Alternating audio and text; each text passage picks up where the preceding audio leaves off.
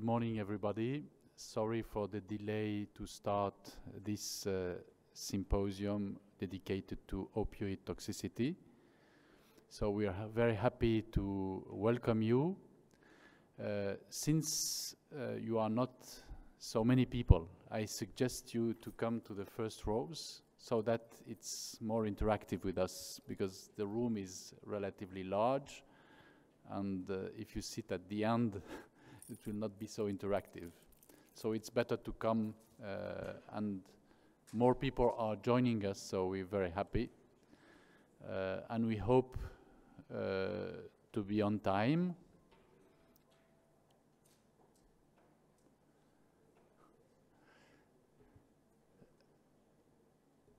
Is English okay for you? Okay, so our English is not so good, so we'll be able to understand each other's. We have modified a little bit the program, but the content will be the same, because we have 1 hour. The first hour will be in connection with also Oman, because we have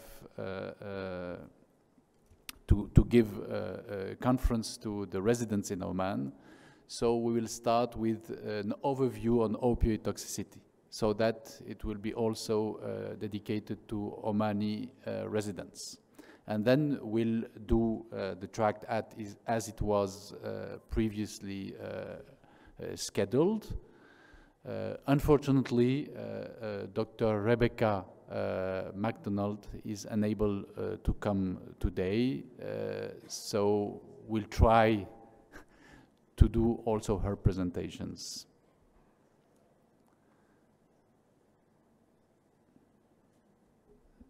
So Badria is trying to connect with Omani center.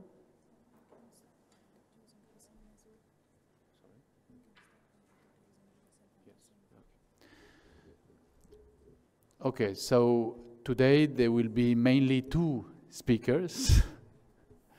So the first will be Dr. Hossein Hassanian from Tehran. He's responsible for probably the largest emergency medicine department dedicated to poisoning in the world. I think about how many patients per day, Hossein? 70 patients, poisoned patients per day in his emergency department. And of course, in Iran, you will see that opioid toxicity is a major issue. So they have many opioid poisoned patients. Hossein is also the chair of the scientific committee of the Asian Pacific Society of Clinical Toxicology. So we're very happy that he accepted to participate to this tract. And myself, my name is Bruno Megarban. I am the head of the intensive care unit in Paris, which is dedicated to poisonings. So we have less poisoned patients. We have approximately 600 poisoned patients per year, but of course more severe poisonings. And I am intensivist. So I'm very happy also to be here, and I am a member of the MENATOX board, and I was responsible for the organization of the scientific program of this Congress. So we are very happy both to welcome you to this symposium dedicated to opioid toxicity. So now we are in connection with Omani residents, and we will start. So good morning, everybody. Good morning to Omani residents in Muscat. And we'll start with an overview on opioid toxicity, and we'll talk about the opioid overdose crisis. And you are aware that this crisis is mainly in the US, but you will see that it is also, unfortunately, worldwide.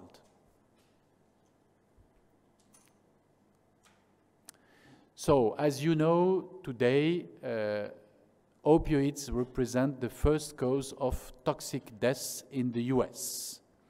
You see on this slide the approximative number and percentage of deaths related to each psychotropic drugs, and you see that opioid, and mainly opioid analgesics, represent the first cause of mortality in the US. And this issue was recently popularized by the deaths of very important people and singers in the US, like Prince. This is also the case in Europe, but probably with less impressive figures. However, you have to know that in Europe, about 1.3 million high-risk opioid users exist, and it has been estimated that about in 85% of fatal poisonings, an opioid play a certain role in toxicity. So opioids are really importantly represented in the most severe and the fatal overdoses, even in Europe.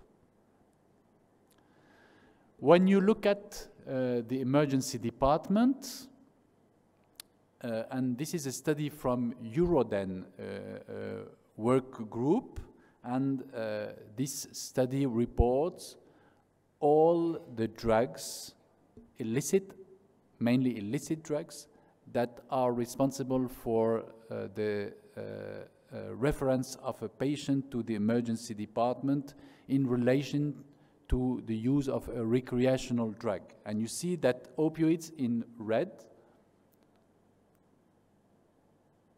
are well represented among these 20 most commonly reported drugs to the emergency department in Europe. And of course, heroin is probably the most dangerous and is in the first place. You have also methadone and also buprenorphine and all other opioids. So why there is such a problem with opioid toxicity? The first reason is that opioids are more and more available in the world. And you see here, based on the figures from the US, there is a quite good parallelism between the amount of opioids sold on the market, the number of opioid poisonings, and the number of opioid-related fatalities. And you see that all these lines are going up in a very impressive way during the first 20 years of our recent century. This is also the case in Europe, and you know that since the banning of dextropropoxifen from the market, there was an increase in the number of codeine and tramadol prescriptions. And you see here also there is a quite good parallelism between the increase in the prescriptions of these two opioids and the increase in the number of fatalities attributed to tramadol and codeine. So all over the world there is an increase in the number of deaths related to opioids. Although there is a debate regarding the real consequences of the banning of propoxifen from the market, of course, this slide shows you the evolution of the number of deaths in the UK following the banning of propoxifen. You see that, of course, Here is the banning in 2005, and you see the decrease in the number of deaths attributed to propoxyphene, but it doesn't seem in this study that there is a consequence on the overall number of opioid-related fatalities in the UK. So probably it's not a direct effect of the banning of propoxyphene from the market. Because in Europe, things are more complicated. I don't know exactly the situation in Turkey, but we'll have a presentation later on this issue. You see that according to each country, the kind of analgesic opioids used is quite different. You see in France, for instance, we have mainly the prescription of tramadol and codeine. But you see here in Germany, in Italy, in Spain, in the UK, the situation is quite different. So each country, each European country has its own uses and prescribes different opioids for analgesia. So that complicates the epidemiology and the figures of the opioid-related fatalities.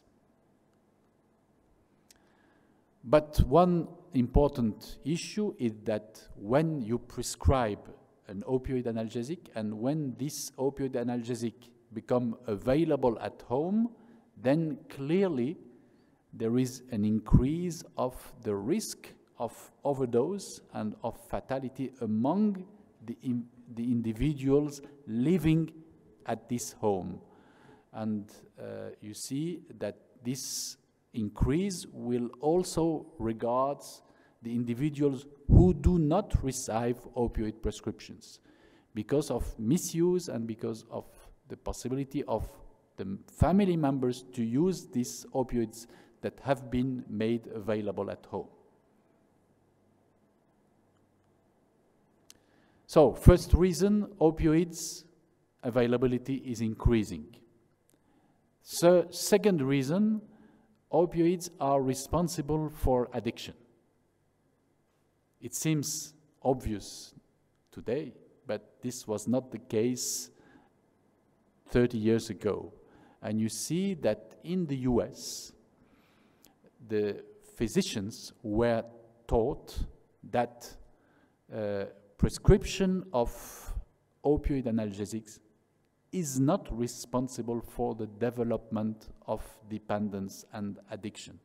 And this was based on a simple letter of 5 sentences published in the New England Journal of Medicine in 1980, and which was uncritically cited as an evidence to support that analgesic opioid therapy is not responsible for addiction development.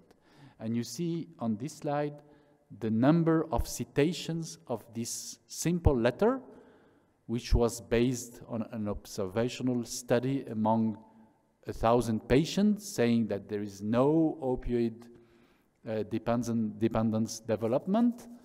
And of course, this information was wrong. And the physicians in the US were taught, based on this study, during years that they are allowed to prescribe opioid analgesics without any risk. And this was, of course, false. And based on such studies, the physicians started to prescribe analgesic opioids. And you see, the emergency physicians play also a deleterious role.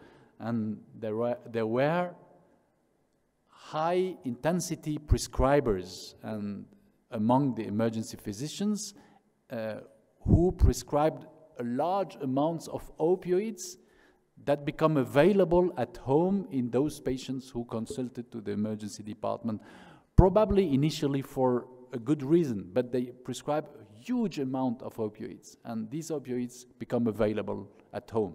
and of course, as explained previously, supported the development of misuse and addiction among the members of this family. And of course, the companies, the pharmaceutical companies, profited from this situation with a very intense marketing among the physicians, the prescribers, but also among the patients. And you know that one company called Purdue Pharma, which marketed oxycodone in the US under the name OxyContin, is now accused for the deaths of about 500,000 patients in the US due to opioid abuse. And this is the members of this family, and they became, based on this only compound, probably one of the healthiest family in the world.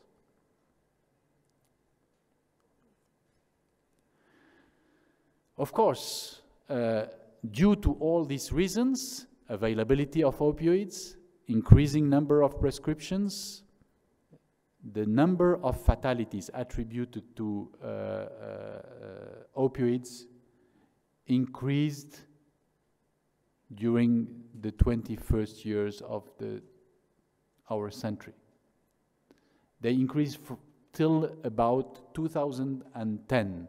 And you see here, there was a plateau in the number of opioid fatalities, just related to the fact that the American health authorities decided at that time in 2010 to ban from the American market just one product, which was the oxycodone that is able to be crushed and injected intravenously. So just at that time in 2010, just the banning of one compound from the market allowed to plateau and to stop the increase in the number of fatalities attributed to opioids.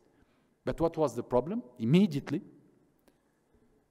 you observed here in red a decrease in the number of fatalities attributed to oxycodone, you see, but concomitantly, an increase in the number of fatalities attributed to heroin. So what was the problem? The health system in the US created opioid-dependent patients. When the health authority decided to ban oxycodone, which was abused by intravenous injection, these patients switched from oxycodone use to heroin use. And in 2010 till 2015, heroin reappears in the US, and the number of fatalities attributed to heroin re-increased once again. So it was not a success. And you see on this slide that the shift between the abuse of oxycodone and opioid analgesics to heroin was like simultaneously. You see that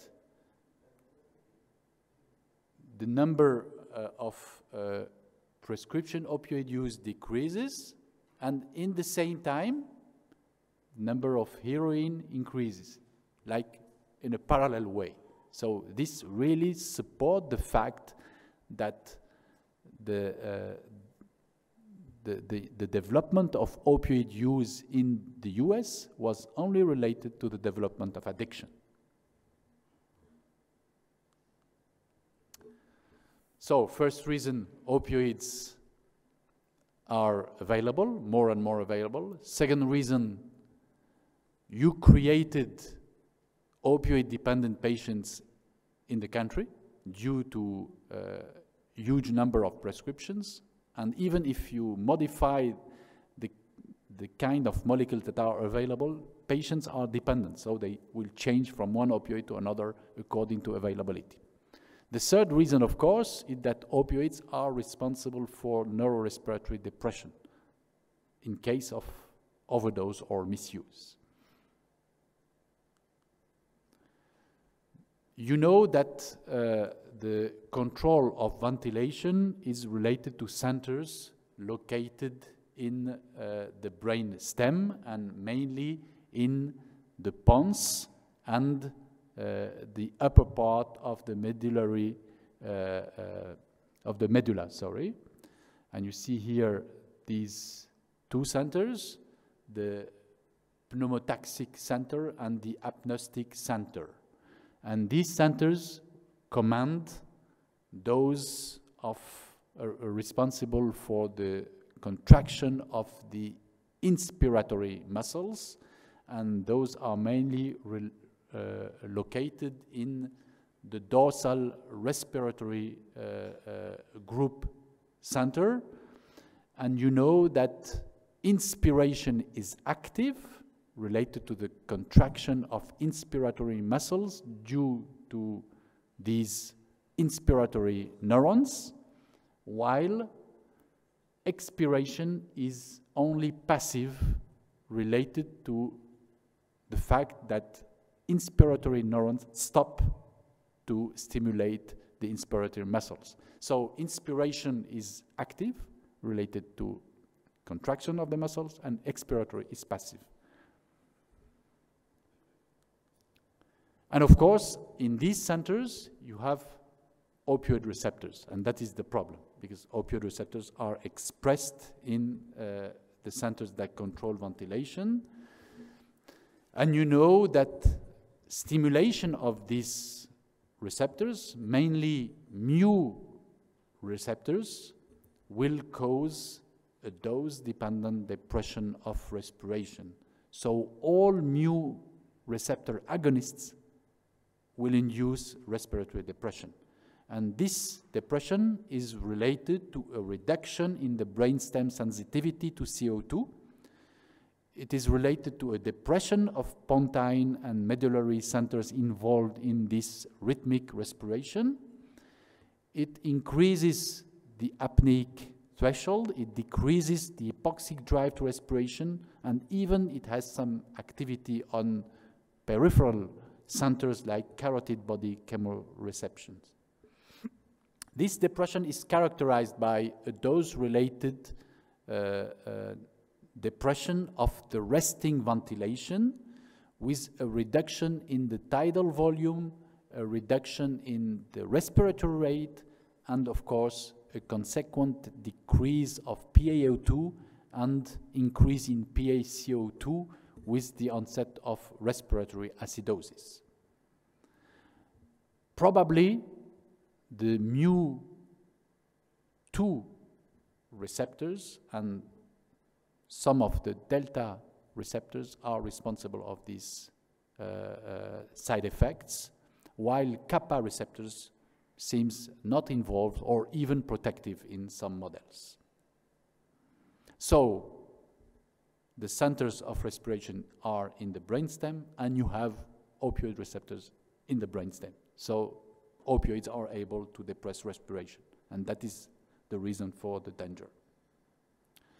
And this is clearly demonstrated that when you use an opioid, even at therapeutic dose, you may develop respiratory depression. And you see on this slide, in relation to the dose of your opioid, and here morphine equivalent dose, you have an increase in the number of apnea during your sleep. So if you are treated with an opioid, you may develop apnea episodes, mainly during your sleep, and you may die, of course, if this apnea is prolonged. And this is related to the dose. And this apnea, these apneic episodes may, in case of an overdose, goes till the onset of an opioid syndrome, which is the usual presentation of an opioid overdose. And you know that opioid overdose presentations includes impairment in consciousness, meiosis, and bradypnea. And these three symptoms are characteristics of the opioid toxicity. And SpO2 and respiratory rate are surrogate indicators of ventilatory drive, although they provide rather limited information on the drug effects on ventilatory control, while the minute volume and the PaCO2 are the best markers to measure the ventilation, but unfortunately they are more difficult to access directly at the bedside. When you prescribe an opioid, you have to know that you increase the risk of fatality in your patient. And you see here, if you prescribe an opioid to a patient during 1 year, you will increase his risk of death by 50 times. So the availability of opioids, the increase in the availability of opioids will be related to the increase of the risk of death in the population. But the dose is not the only problem. That's an important point also to understand. There is, of course, a quite good relation between the dose and the risk, but the dose is not only the problem. And you see that on this slide.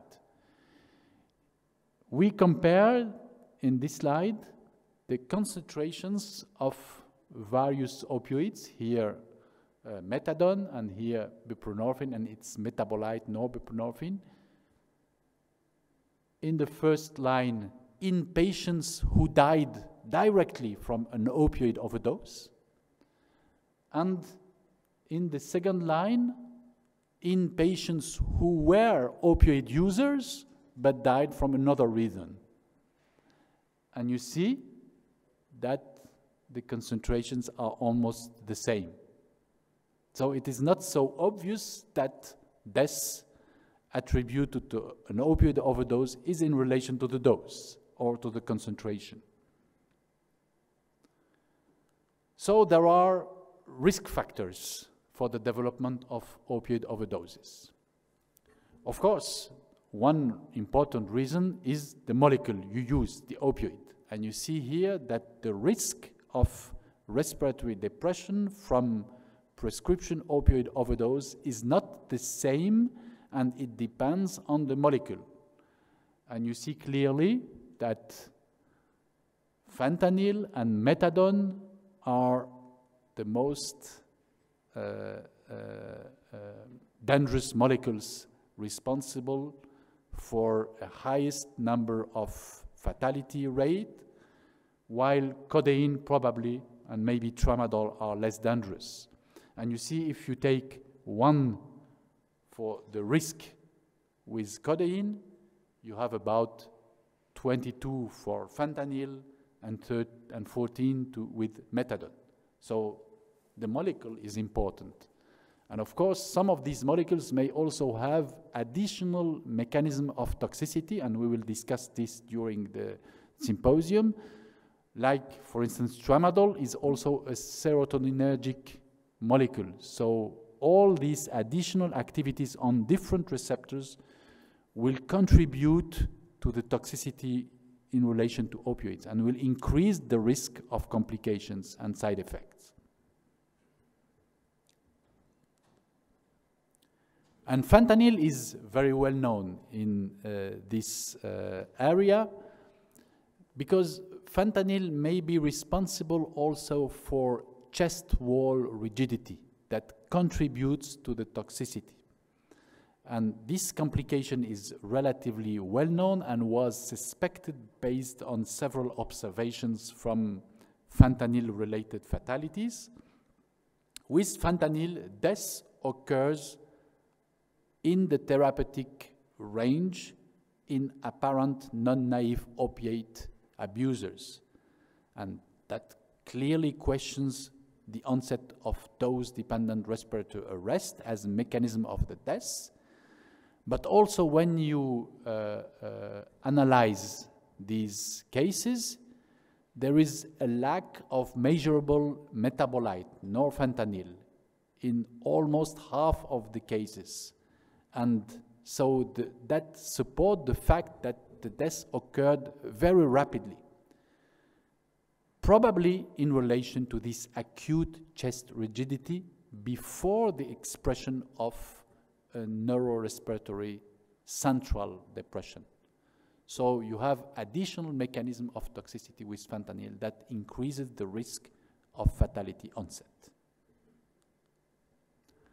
And of course, with the multiplication of the different molecules, the different compounds, you have new pharmacokinetic patterns, new pharmacodynamic patterns, and you see that the delay of action, the duration of action is very variable among the different compounds, and this is a difficulty to manage opioid-related toxicity and increases the risk, of course, among the patients. One important point also is the mechanism of toxicity in the chronic users. And this is related to the development of tolerance, but also abstinence. So there are two theories to explain why people used to use opioids are at risk of death.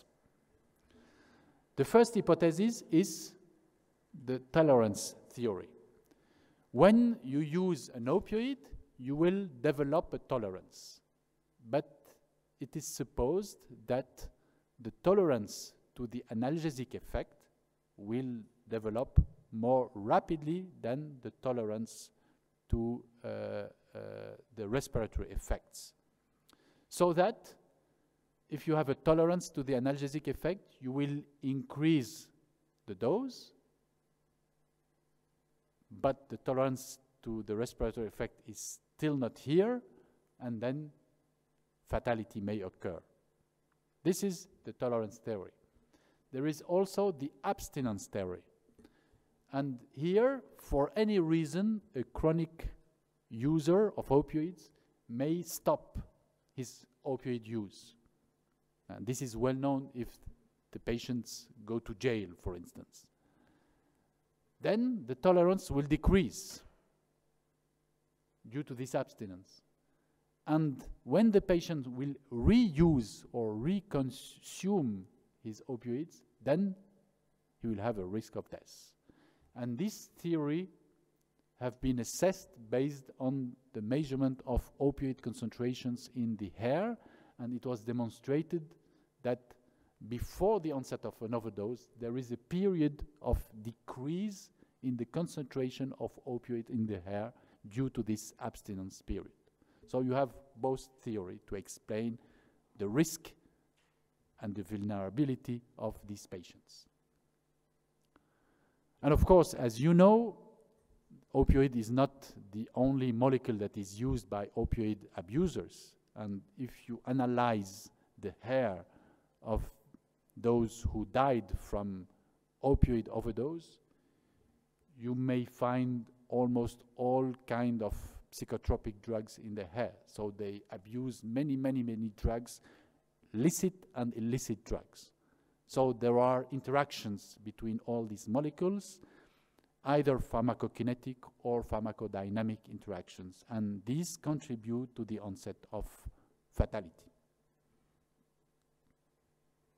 Finally, of course, you have to know also that there is a genetic vulnerability among some patients, and this support an increased risk of toxicity. Probably all of you know this very famous case, and this was a woman who came to the emergency department after the delivery of her child, but unfortunately her child died a few days after delivery.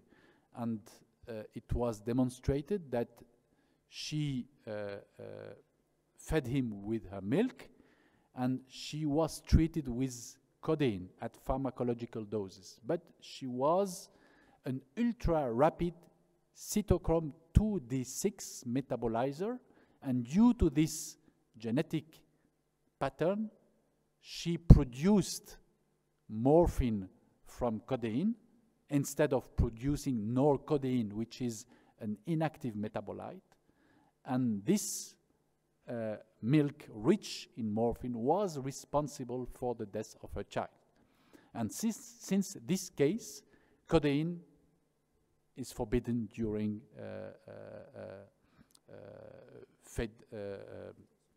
during lactation, during breastfeeding in women.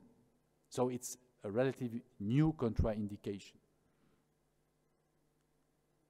But this is not only the only case, and you have also genetic related vulnerability with other opioids. And this is the case, probably less known, with tramadol. You see that tramadol is metabolized in two active metabolites. M1 with cytochrome 2D6 pathway, and M2 with cytochrome 3A4 pathway.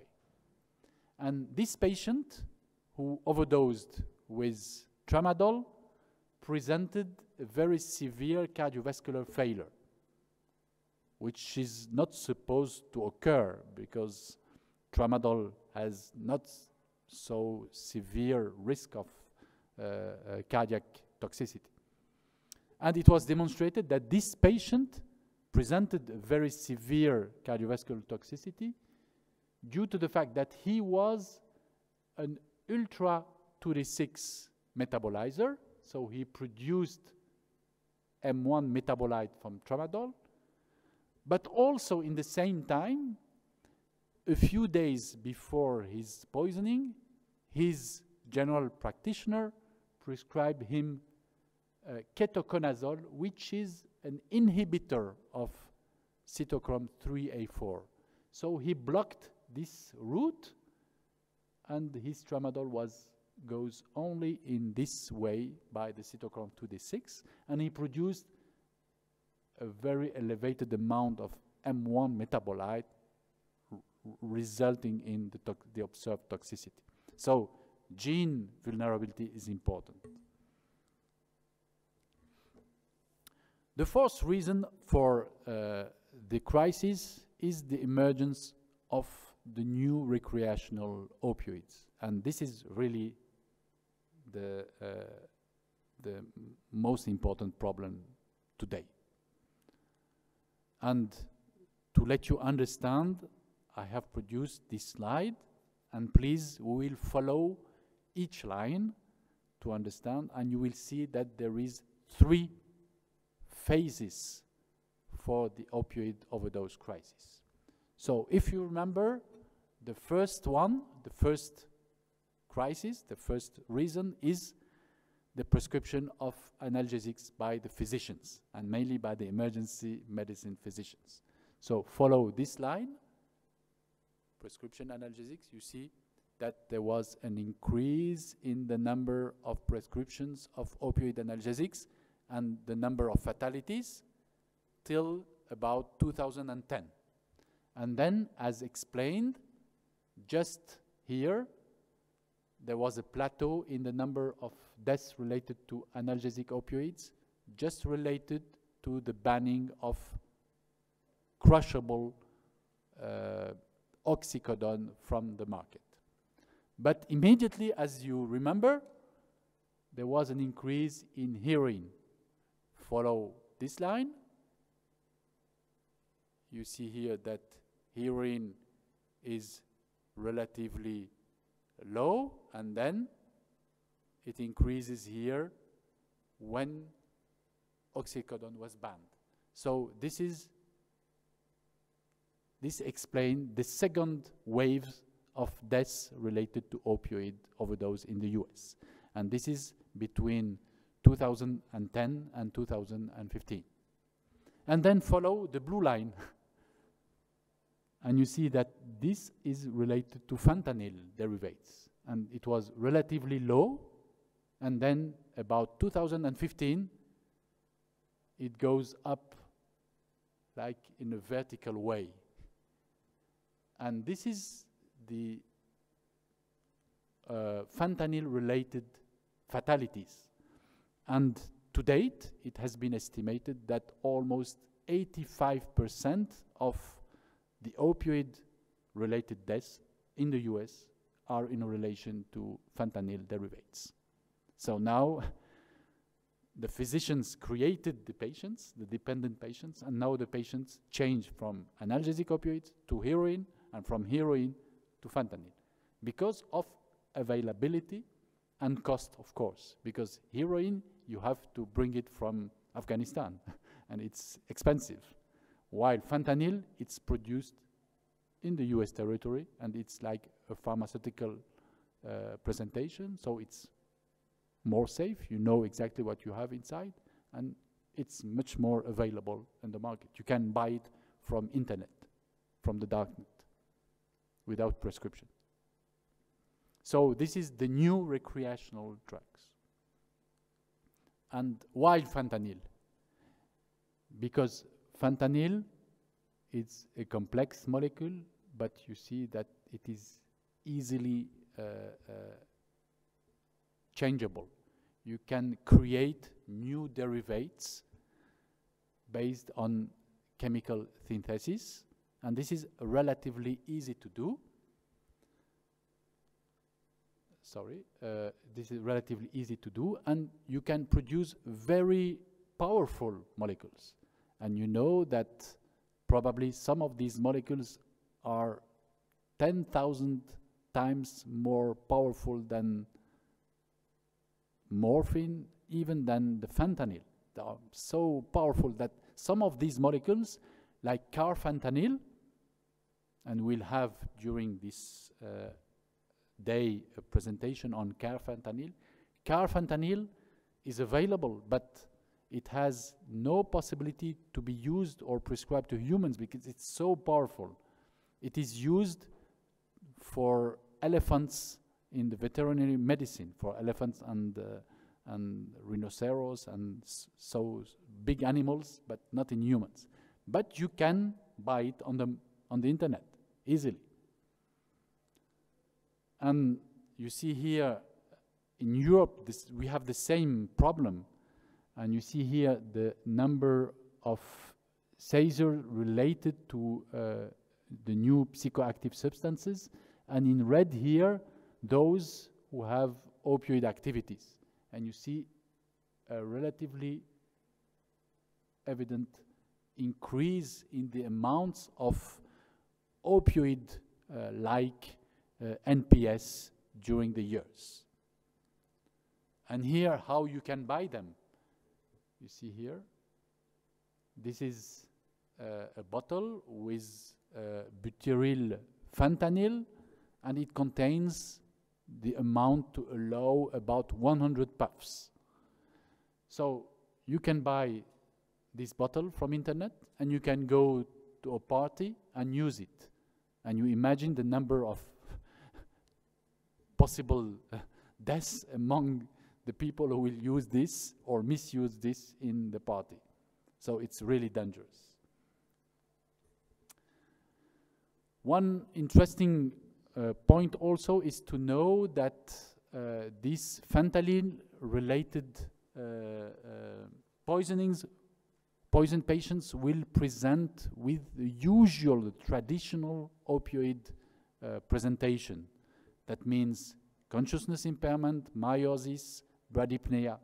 But you see in these patients, the onset of some aspects, some clinical aspect, may question and may probably suggest to the physician that toxicity is related to a fentanyl. And you see these patients may present tachycardia, may present hypertension, may present renal insufficiency, agitation, which are not common features with the usual opioids. So such features may question the possibility of fentanyl derivatives.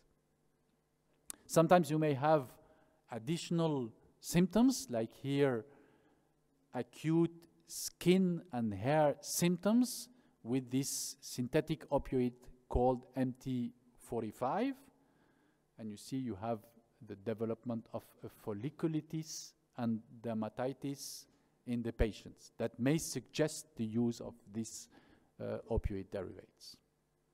But of course, one important issue is the toxicological analysis, because to really know which compound is responsible for the toxicity, you will require an analysis, a solid analysis, based on the use of complicated technologies, including liquid chromatography coupled to mass spectrometry. And you see that you have to probably use mass spectrometry in tandem or very sensitive spectrometry.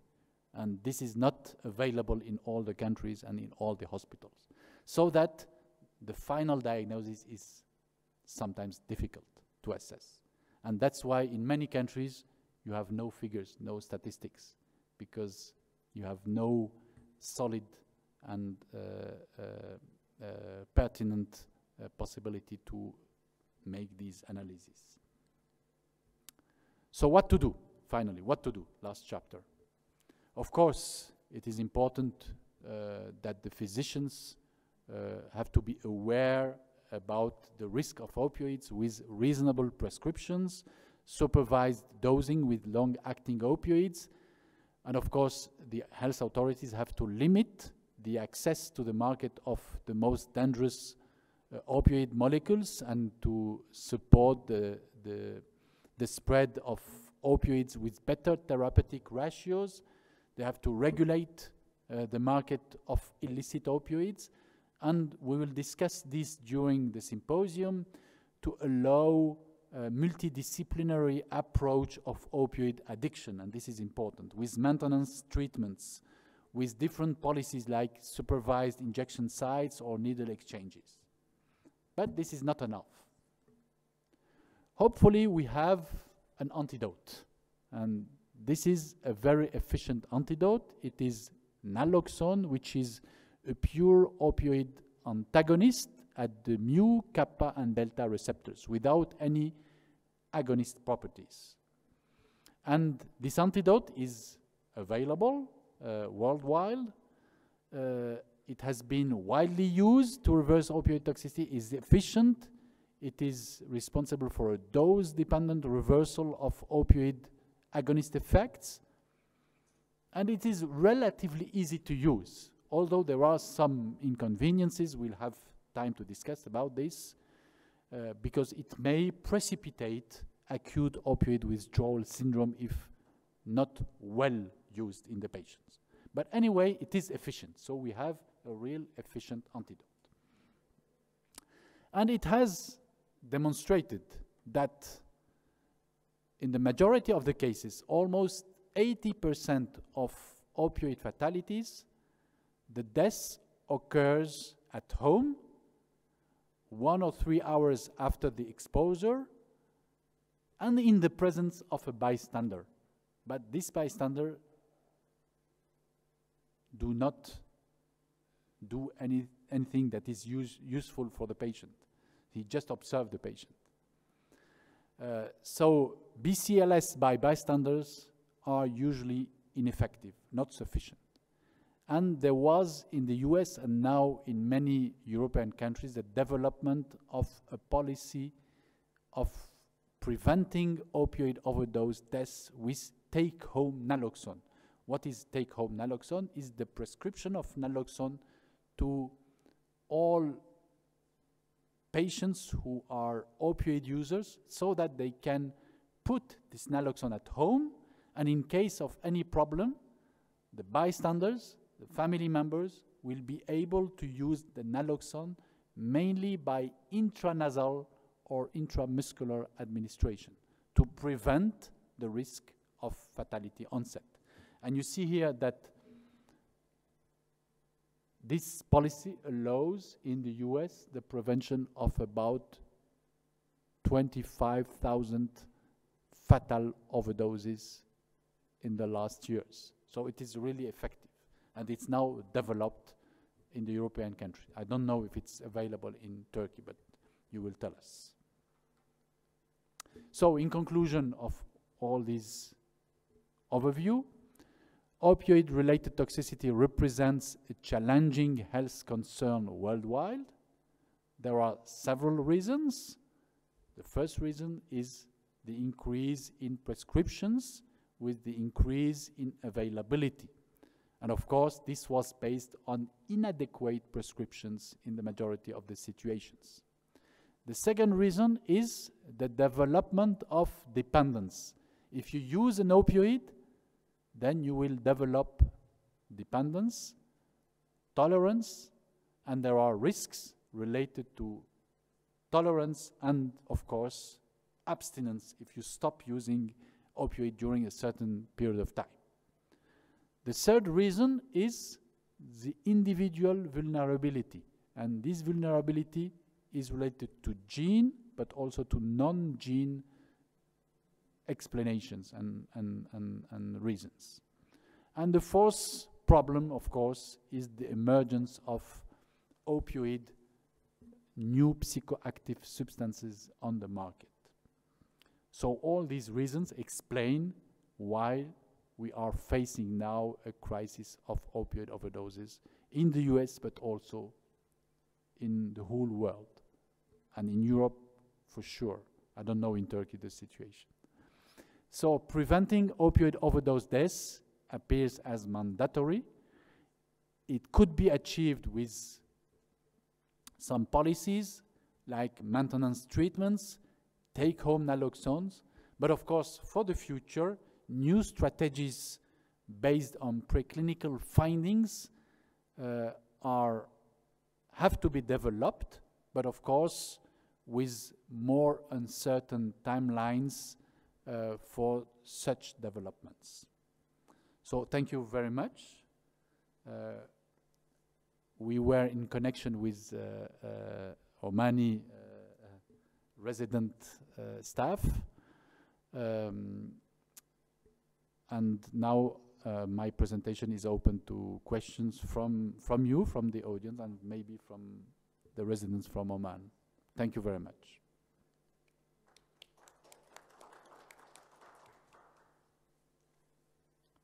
So please, any experience or any question?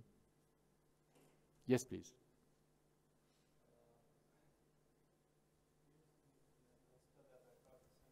Maybe with the micro, because Dr. Hassan from Oman. In the hospital that I practice in, we have a lot of sickle cell disease patients, who most of them are dependent on opioids. What we use there, or what have been used since the last more than 15 years, they used pethidine to control their pains. So then they became dependent to pethidine. Like per day, they are coming, each one of them is coming around 3 times per day because he is dependent on pethidine. And each visit, he will take around 200 to 300 mg of pethidine. So I don't know if there's any alternative to that, how to solve this issue, and like if we can shift them to something else, and how easy it will be. Because they continued on that, because it was started by hematology since more than 15 years back. That's a good question, if I understood everything. That's a good question. I think we'll discuss this later on, because we'll have different presentations on how to allow the treatment of dependence with different policies, with maintenance treatments, and you will have different approaches, because you will have the Iranian approach, which is quite different from the French approach, and you have different possibilities. But it's a complicated problem, and there is not one solution for that problem, of course. But as you understood, really, if you prescribe once an opioid, then you expose your patient to the development of a dependence. And then the problem is difficult, and you expose him to the risk of respiratory depression if he misuse his opioid or if he overdose. Another question?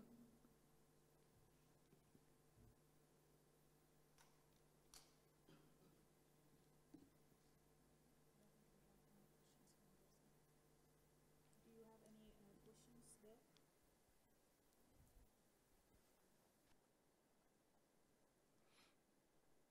We are waiting for Omani. No. No question. Okay. Okay. So we will stop.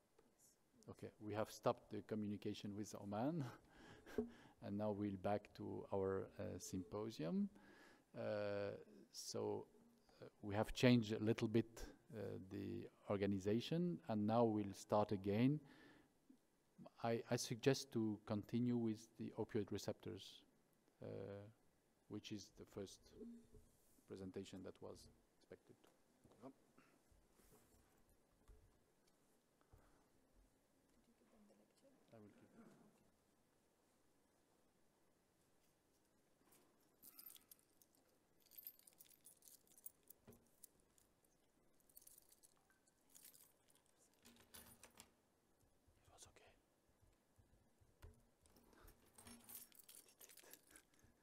You are going to give them your lecture? Yes.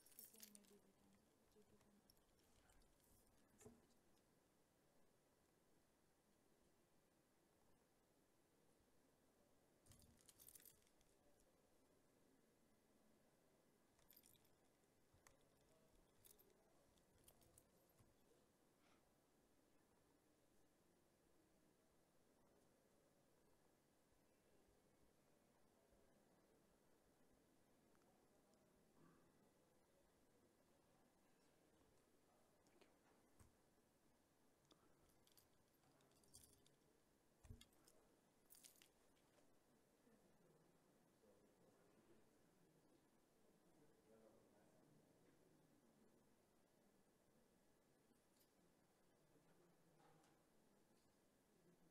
Used in a theatre situation, you know roughly how much is going to knock somebody out, make them unconscious if you like. But what you're trying to avoid is giving people too much of the agent that will kill them. And the difference between how much will knock a person out and what will kill them is called the safety factor.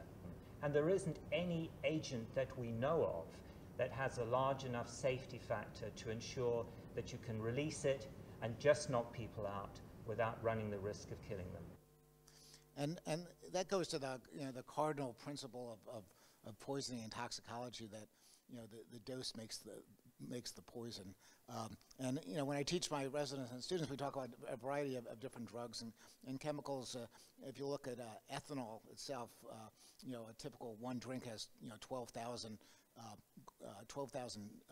milligrams or 12 grams of ethanol, and that's just one drink. So to become intoxicated or impaired by ethanol, it's tens of thousands of milligrams. And yet other drugs, like digoxin, for instance, is used therapeutically at less than a milligram, of 0.25 milligrams, a very, very small amount.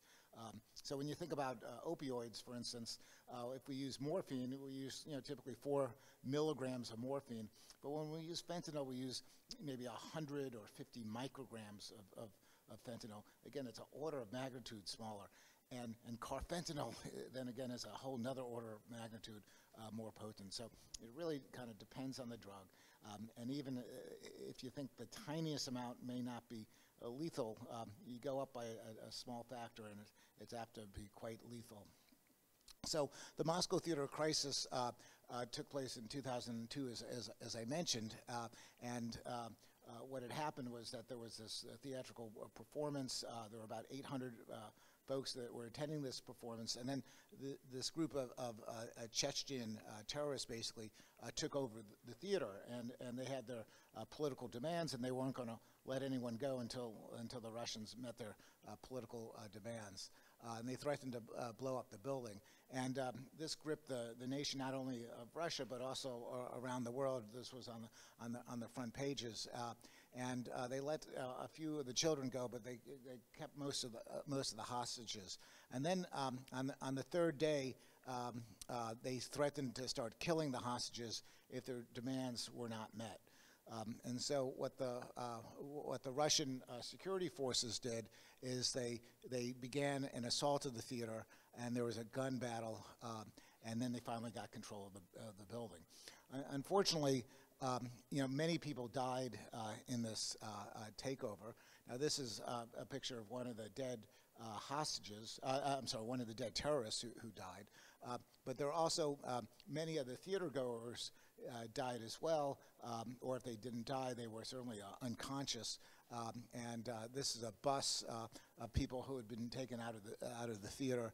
As you can see, they're unconscious, and the question was, what happened? And the Russians don't necessarily like to publicize a lot of the stuff that they do, and it was hard to get information about exactly what had happened, and it brought up many different issues. So what was revealed at the time was that there was apparently some sort of gas that was put into the theater, and the intent was if they filled the theater with the gas, that everyone would become unconscious, including the terrorists, and that the Russian military forces would then be able to restore order and put down this action. But in fact, not only were almost everyone unconscious, but there again were all these fatalities. And it was kind of a novel approach to this counter-terrorism insurgency using some sort of gas. And the question was, what was the gas?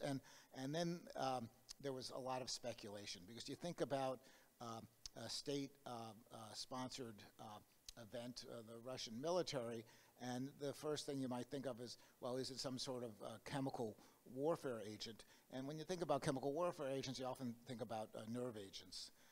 And so, was it a nerve agent? Now, there was a lot of attention to this because around this time and in the years leading up to this, there was the Chemical Warfare's Convention, which had outlawed the use of many of these chemicals.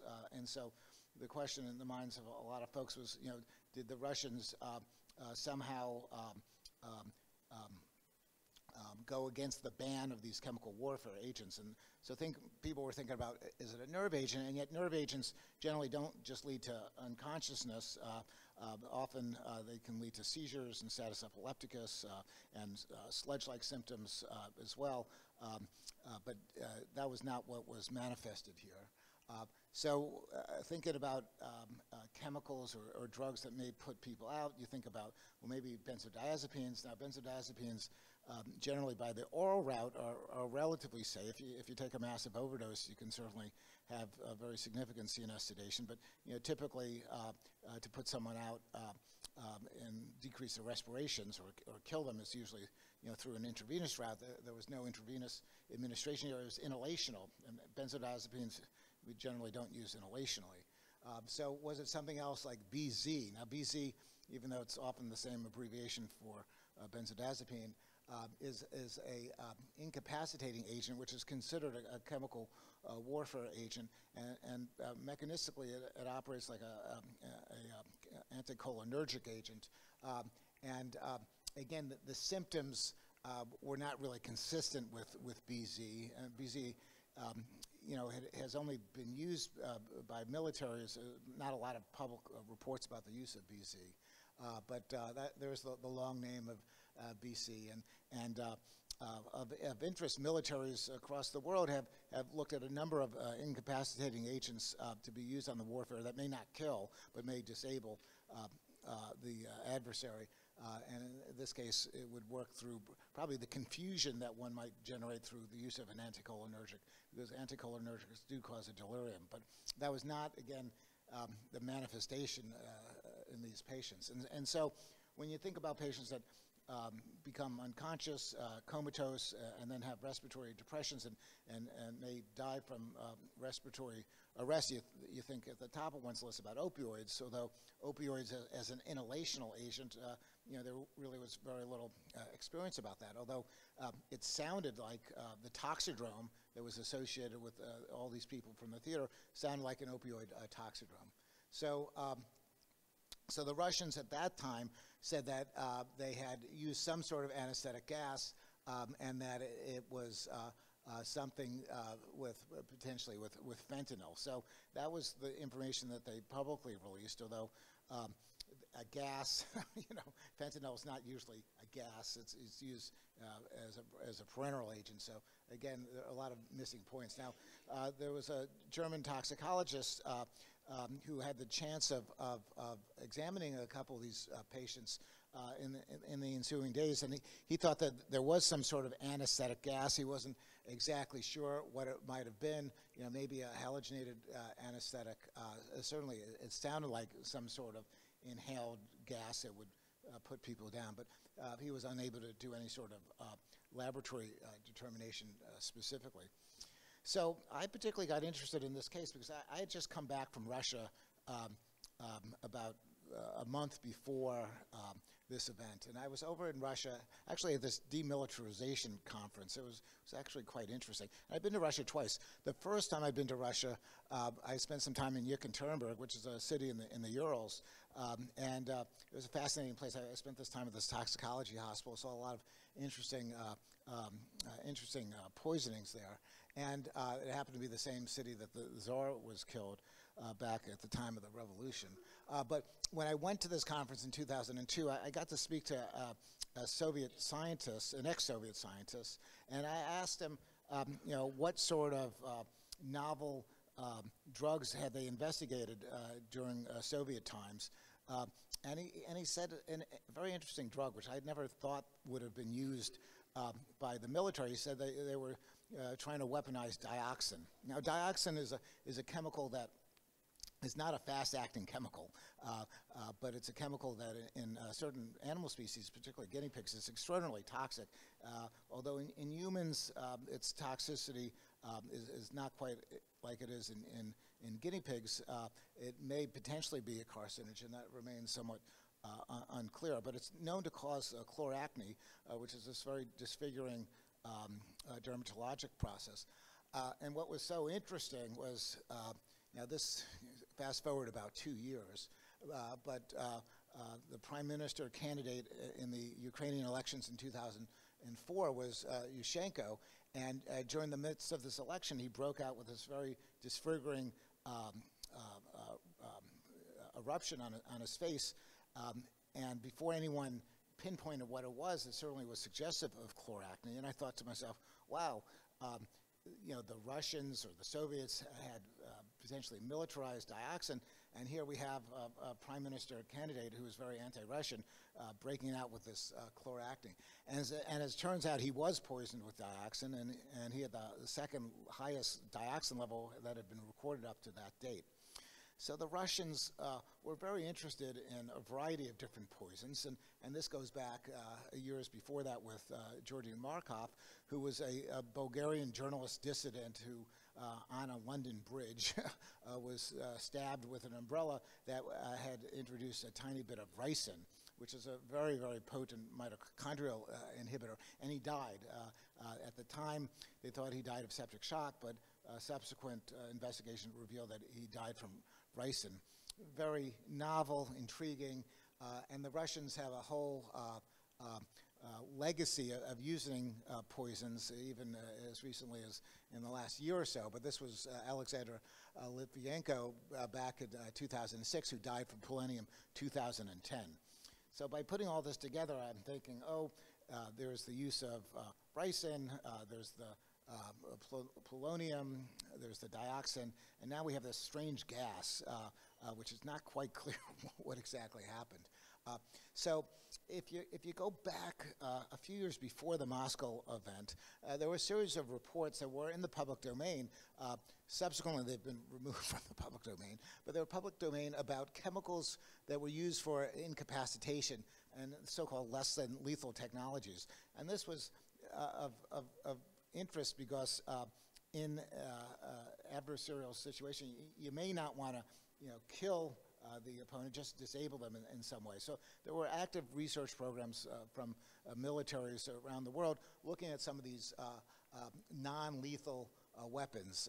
So here it says that non-lethal weapons are weapon systems that are explicitly designed and primarily employed so to incapacitate personnel or materials while minimizing fatalities, permanent injury, et cetera. Non-lethal weapons will not be required to have zero probability of producing fatalities. So again, the thought is that the chemical can incapacitate. They may not be 100% perfect in terms of not causing a fatality, but the intent is not to cause a fatality. And there are a number of different approaches, some chemicals, but of interest, and this is kind of off the subject, but certainly of interesting, is some acoustic technologies. And you might have read over the last few years about various folks that have had these disabling neurological conditions thought to be from noise. This happened at the Cuban embassy in Cuba and elsewhere. I think there have been some European events as well, using noise that may incapacitate, not chemicals, but again, this kind of less than lethal technology. So in 2000, which was right before the Moscow event, there was this report that came out about the advantages and limitations of combatives for use as a non-lethal technique. And what's on the front page but fentanyl? So I thought, wow, this is really fascinating that, that fentanyl itself, which was known as this very, very potent opioid, was being investigated as a non-lethal technique, because we think, oh my God, fentanyl is so potent that it can easily kill. This report discussed this sort of drug class. It's not really a pharmacological class per se, but the so-called calmative, which is to depress the central nervous system and produce a coma perhaps. And the ideal calmative should be easy to administer, short onset of duration of action, should be reversible, hopefully, and there was a lot of research into this. And not only did they discuss calmatives per se, but they also discussed inhaled calmatives in terms of aerosolized opioids. Now, looking back then, no one had really, at least in the medical community, had been thinking about aerosolized opioids. It wasn't any sort of a pharmacopoeia approach to the treatment of pain, although in general anesthesia, one uses inhaled agents. They're not opioids. They're the hydrocarbon-based agents, but that's what's conventionally used in general anesthesia. So going back to this report with fentanyl on the front cover is actually a paragraph about carfentanil.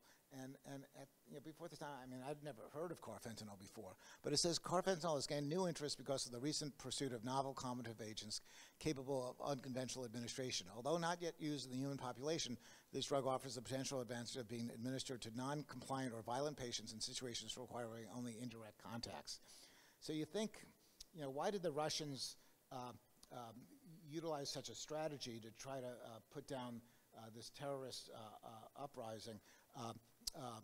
There was literature to support the fact that a opioid, a fentanyl derivative like carfentanil may be an agent that would serve that purpose.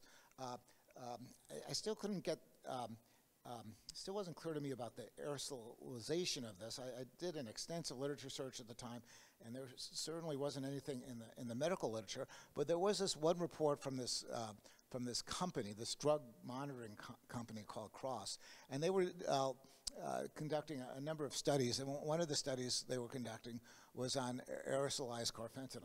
I said, oh my God, we have a company that's monitoring a study using aerosolized carfentanil. All these people just went down in the theater. The Russians, although they wouldn't say exactly what they used, probably used aerosolized carfentanil. Now it's all kind of coming together. And so carfentanil was produced by Janssen Pharmaceuticals, the same fellow that developed fentanyl, and it's a fentanyl derivative. Its mechanism of action is similar to fentanyl. It works, through the opioid receptors, but it just happens to be much more potent, as you'll see. And And at this time, it was actually available as a pharmaceutical, but not for people, but for big animals. And it was marketed under the trade name of wild nil, which was used to immobilize large mammal species, usually to move them from place to place, not to kill them. And in the package insert, it talks about how it had been demonstrated in deer and moose and elk and other sorts of large animals. And I have this one video here. Could you just tap? There's one more video here. Matthew Mutinda is standing by with a tranquilizer. That's in 10:45. It'll be a few minutes before Wendy goes to sleep. So this is a good situation. She's not too panicked. She hasn't given alarm calls, so the rest of the family are relatively secure. She can't quite figure out what's happened to her. She's been stung by something that really hurt, but she's okay. So this carfentanil is not meant for people. It's meant for big animals like big elephants, and you get the right dose. It's used not to kill the elephant, but to sedate the elephant so they can move the elephant from place to place. And that was the intent of wild nil. So wild African elephants, an animal that carfentanil is used on, weigh between 5,000 to 14,000 pounds, which is roughly 26 to 72 times the weight of your average adult male. And we'll get into why carfentanil over the next few slides. So this was a table I put together. Soon after the Moscow Theater event, I got interested in the whole thing. I wasn't savvy to any data that was not in the public domain, but by piecing together what I've described, we wrote this paper. And I put together this table looking at the potency of carfentanil versus fentanyl versus morphine. And versus morphine, it's 10,000 times more potent, which is just extraordinary. Even versus fentanyl, it's 30 times more potent. So it's a very, very potent analog of fentanyl, as are a number of the other fentanyl analogs as well. Fast forward to 2012, this is the first paper, the first and I think only paper, that analyzed clothing and urine from the Moscow Theater casualties and revealed both carfentanil and ramifentanil. So this is the only literature in the public domain that confirms the exposure, but what the Russians had used back then to try to sedate the folks in the theater, but not kill them, although they ended up killing many of them, was carfentanil. So if carfentanil is used to sedate elephants, why is it showing up in heroin? And that was the question that's come up in the last several years. Now, if you go onto some of these drug sites, so there's a number of drug sites where drug-using people share their experiences. There was this dialogue, this was back in 2011, about carfentanil. And one of the guys says, the last one says, "Oh guys, I just found this on another forum. A guy says he went down to Mexico, bought carfentanil from a pharmacy down there. This is the only report I've stumbled upon for wild nil, which is the trade name, as I mentioned. And I haven't found any for immobiling. This stuff, it seems like that this stuff is safe for use as long as you take extremely small amounts of it at a time." So it was even discussed among the drug-using community as this really powerful opioid, although warnings that you have to take a very, very small amount. And if you go onto the internet, you can find recipes to synthesize the carfentanil. And then the first reports starting in late 2016 about heroin being laced with this carfentanil at the same time that you could actually buy the carfentanil back then over the internet. So why carfentanil? It's about 100 times more potent, or 30 to 100 times more potent than fentanyl, but only slightly more expensive. So from a drug dealer standpoint, you can cut it into much larger volumes, creating stronger, cheaper highs, and the drug dealer makes a lot more money. So that's why carfentanil is out there, and the fentanyl analogs. There's a lot more money to be made by the drug dealers. and comments from users. One user was so distressed when he received a package labeled carfentanil, a free sample from his supplier, that he asked for advice on Reddit about how to dispose of it safely. Another user stated, the only use I could think of it would be to kill people. A third user said, dealers are just starting to learn how to volumetrically dose their fentanyl poison bags, but killing us in the process. We are their guinea pigs. So this is further data from that CDC article just showing that so much of the fentanyl, at least in this report, was now contaminated with the carfentanil. And it's only gotten worse, and it's not just carfentanil, but it's also a number of other fentanyl derivatives. Which leads me to the last slide in terms of how do you treat these patients. They're suffering from the effects of opioid poisoning, you want to try to reverse the effect. Now, we use naloxone routinely in the setting of any opioid overdose. Different people have different thresholds for use of naloxone. If you go by the textbook and those who are most experienced with it, we tend to want to reserve the use of naloxone for those who are having respiratory depression, because this is where it can really make a very dramatic difference and reverse the potent effects of the opioid on the respiratory depressive centers. Routinely, it's often used for patients that are CNS depressed, and you can wake them up, but you're running some risks if you do it routinely on everyone who's depressed. For one reason is you can precipitate withdrawal, which can lead to all sorts of other complications. Moreover, the half-life of naloxone is relatively short, and so if someone goes into withdrawal, they may not ever want to be engaged with you in the hospital, and they may want to just leave the hospital. But then the naloxone can wear off, and they can become sedated with the opioid, depending on which parent opioid that they use. So a number of problems with using naloxone on every altered mental status patient. In another situation, if they've taken a combination of sedating drugs, you may reverse the opioid and not reverse the other drug. For instance, as I've had personal experience treating patients who've taken both opioids and benzodiazepines, and they're sedated, and you think, okay, well, it looks like an opioid, their pupils are myotic, let's use some naloxone. You use the naloxone, and they don't wake up, but you put them into withdrawal, and one of the manifestations of opioid withdrawal is nausea and vomiting, but they're still sedated because of the benzodiazepine, and now they're vomiting and have a significant aspiration risk because they're vomiting in a sedated state. So naloxone is not to be used injudiciously. It's best used in patients that are manifesting evidence of respiratory depression. In terms of the dosing of the naloxone, it's not clear how much you need with some of these fentanyl analogs. What we've heard is that for some of these cases, they may not be responding to the usual small doses, and they may require larger doses. Now, naloxone typically is usually provided in ampules of either 0.4 milligrams or 2 milligrams. In the opioid-dependent patient who's suffering from respiratory depression, a very small dose is apt to reverse the respiratory depression, even less than 0.4 milligrams, like 0.04 milligrams. A very small amount may reverse the respiratory depression. It may not totally wake them up, but it may reverse the respiratory depression.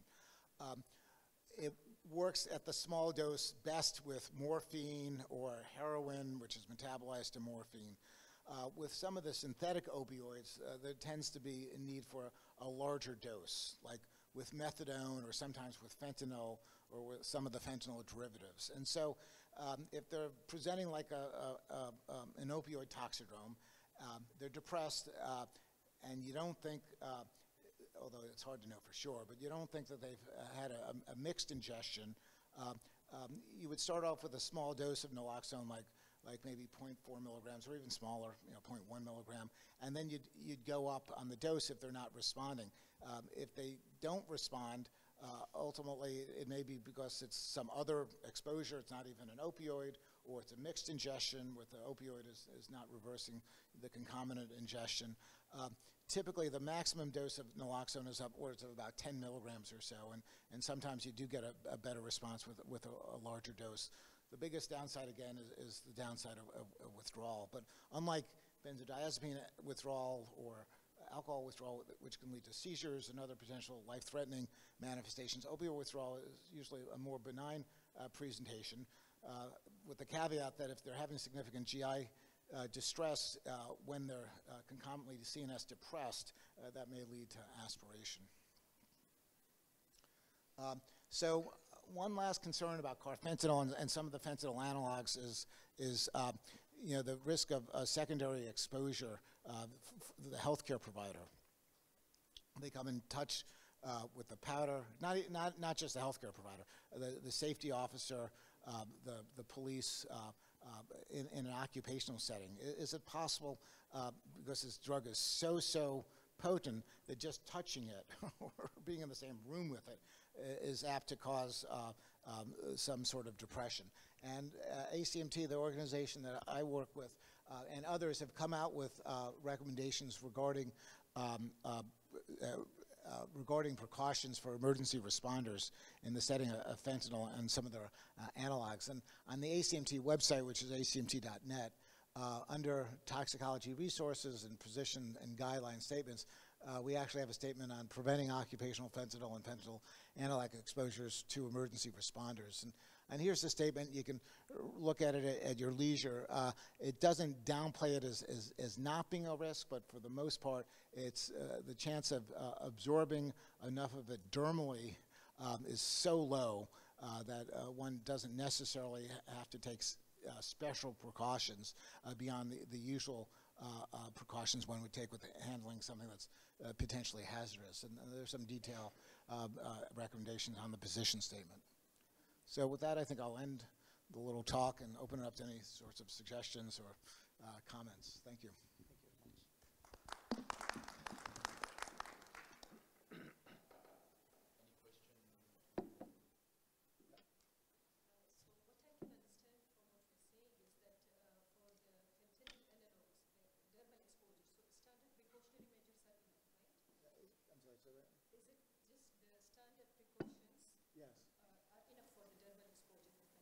Yeah, the standard precautions. I mean, universal precautions and whatnot. But the concern by some folks in the occupational sector is you have to start wearing special gear, getting onto the whole get-up that you would with a potential sarin gas exposure or something like that. And one does not need to do that. There are still those who do get geared up, but we feel that's an overreaction. May I ask a question? Sure, of course. Let's back to Moscow theater attack. Yep. We are facing... I said let's back to Moscow attack. We are facing a lot of people that are coming out of the theater with respiratory depression, probably myotic pupil, and loss of consciousness. And we have not enough time to intubate all of the patients together. That's why the mortality was so high. So, in my experience, any comatose patients should get naloxone. And I'm not sure why their medical team didn't prescribe that. Yeah, well, I agree with you. So, in the case of Moscow, though, the authorities didn't tell anyone what they were using.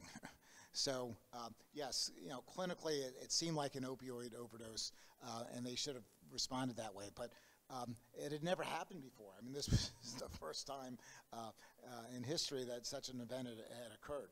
And you saw some of the folks in the bus, and they were just comatose and no airway, and many of them died because they weren't getting the attention that they needed.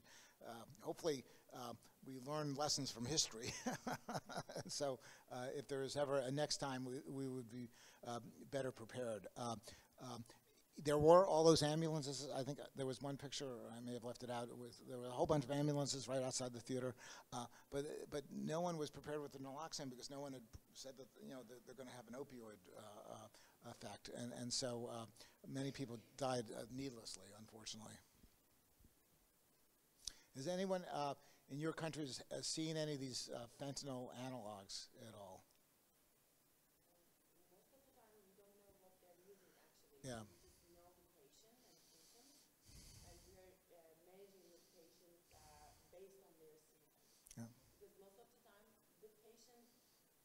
doesn't know what he or she is using actually. Yeah, yeah, and that's true in the U.S. as well. And one of the limitations of the analytical laboratory is that it often doesn't really provide this sort of information, as I think most of you recognize. Not to say that it's going to necessarily change the management of the patient either, for that matter, because you have to manage them based on your clinical intuition and acumen.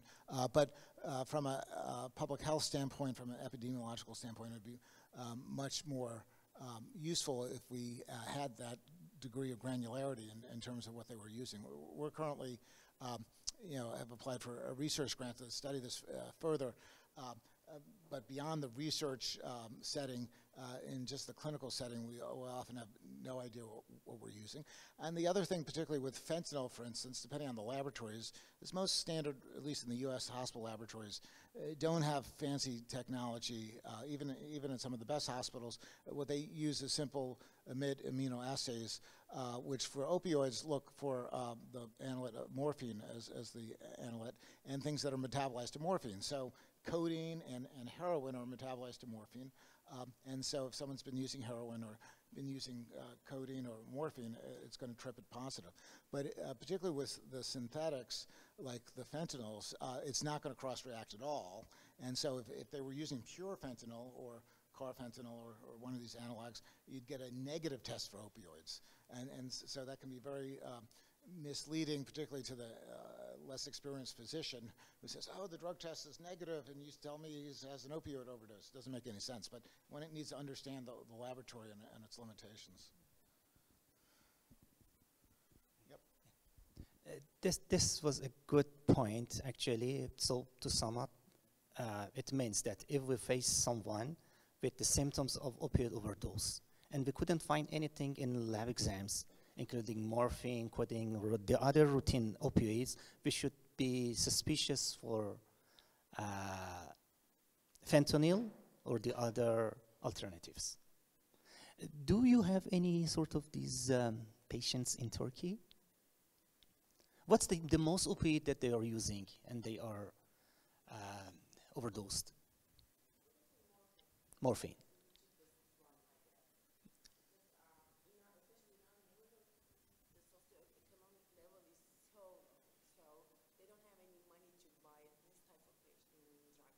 And maybe it is not available, actually. And maybe it is not available. Could be. We don't know. I mean, we don't see a lot of patients with opioid intoxication, to be honest. And also, we have some certain limitations to test these patients because of our laboratories. So we can't understand with our test results too. So that's why we are actually judging these patients with clinics. That's it. Most of the time it works. Thank you very much, Professor. And Bruno, do you have something to add? Is it good we go in this way?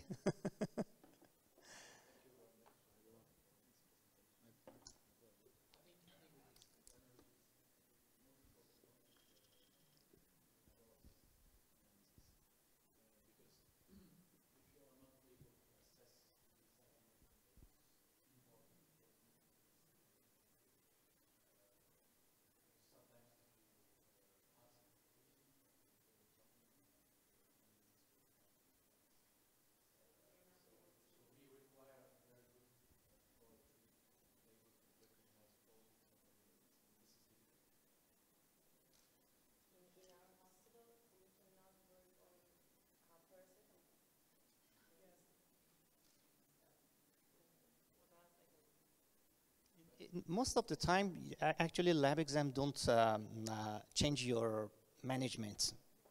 That's the main point. We should manage the patients based on their presentation, not based on the lab exams.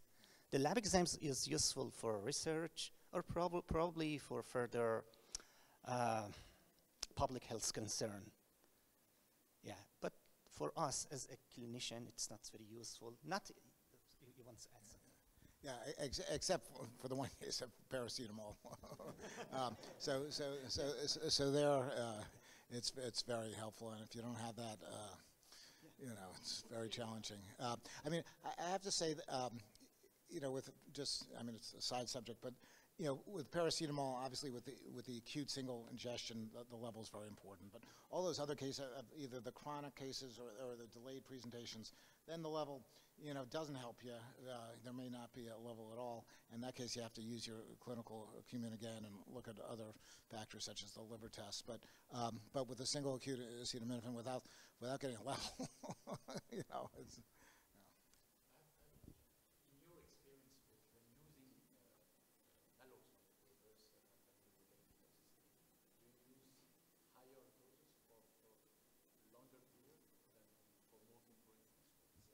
Well, yeah.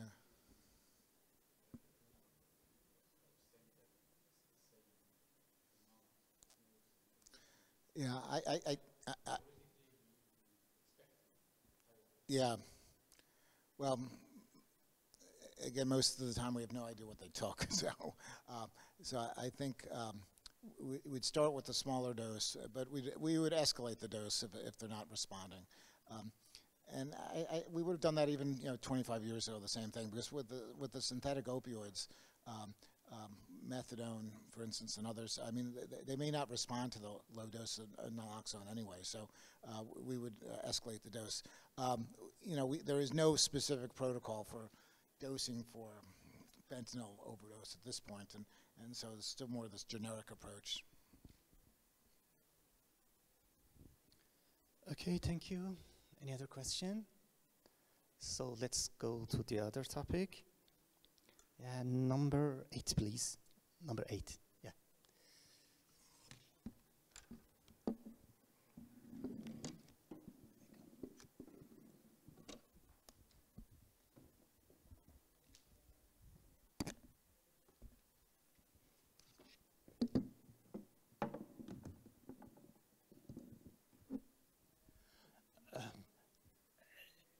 Actually, opioid overdose is not just treating the patients, but also it has some effects on the public health.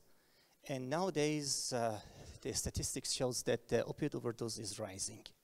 So most of the time, those who are to be killed by opioids, most of them are not in the hospital. They are out of the hospital. So it came to the mind of the public health experts that they should do something out of the hospital to prevent deaths from the opioids. So actually healthcare facilities all together gathered, and they offered by WHO to prevent opioid overdose in the society. They called it SOS initiative. Next slide, please.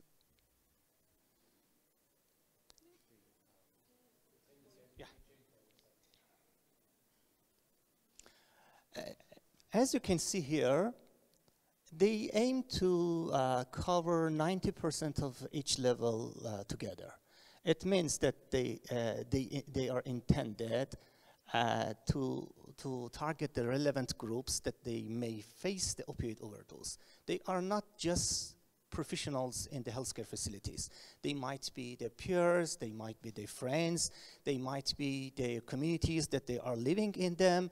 So actually in this program, they are going to educate these people how is the opioid overdose and how they should act against the opioid overdose in order to save more life. And you can see that they are intended to cover 90% of those trained people to have access to a supply of antidotes. We mean naloxone at the top.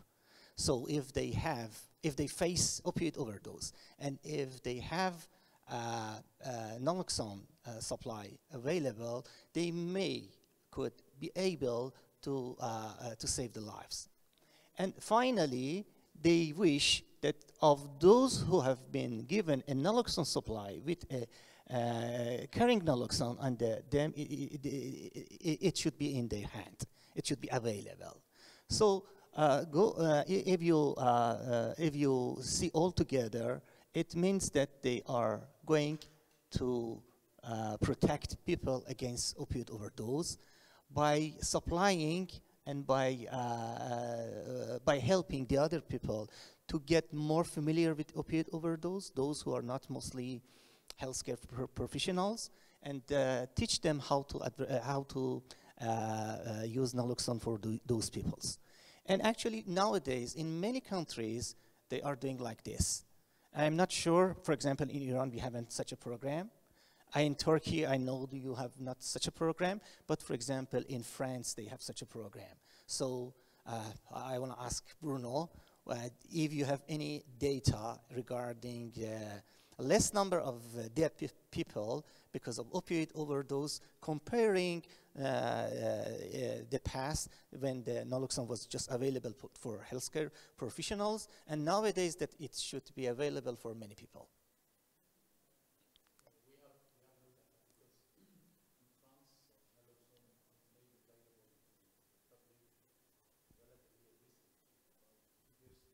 Mm-hmm.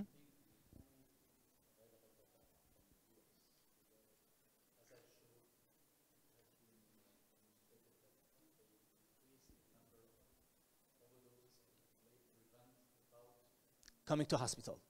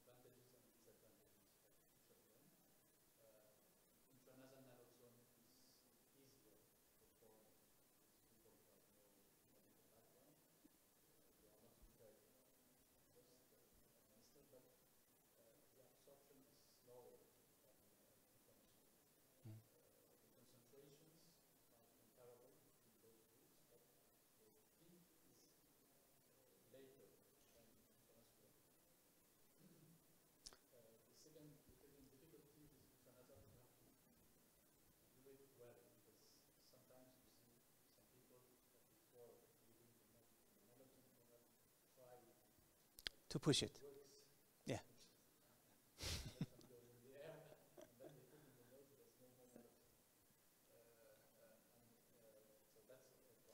Yeah.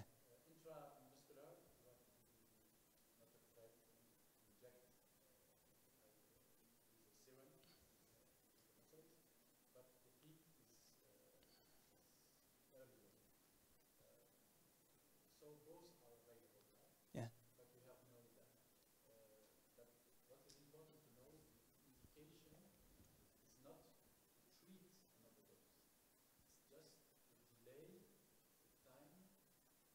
Respirators.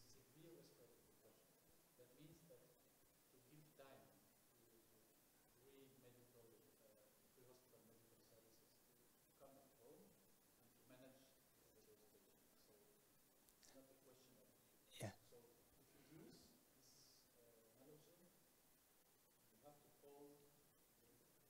The ambulance.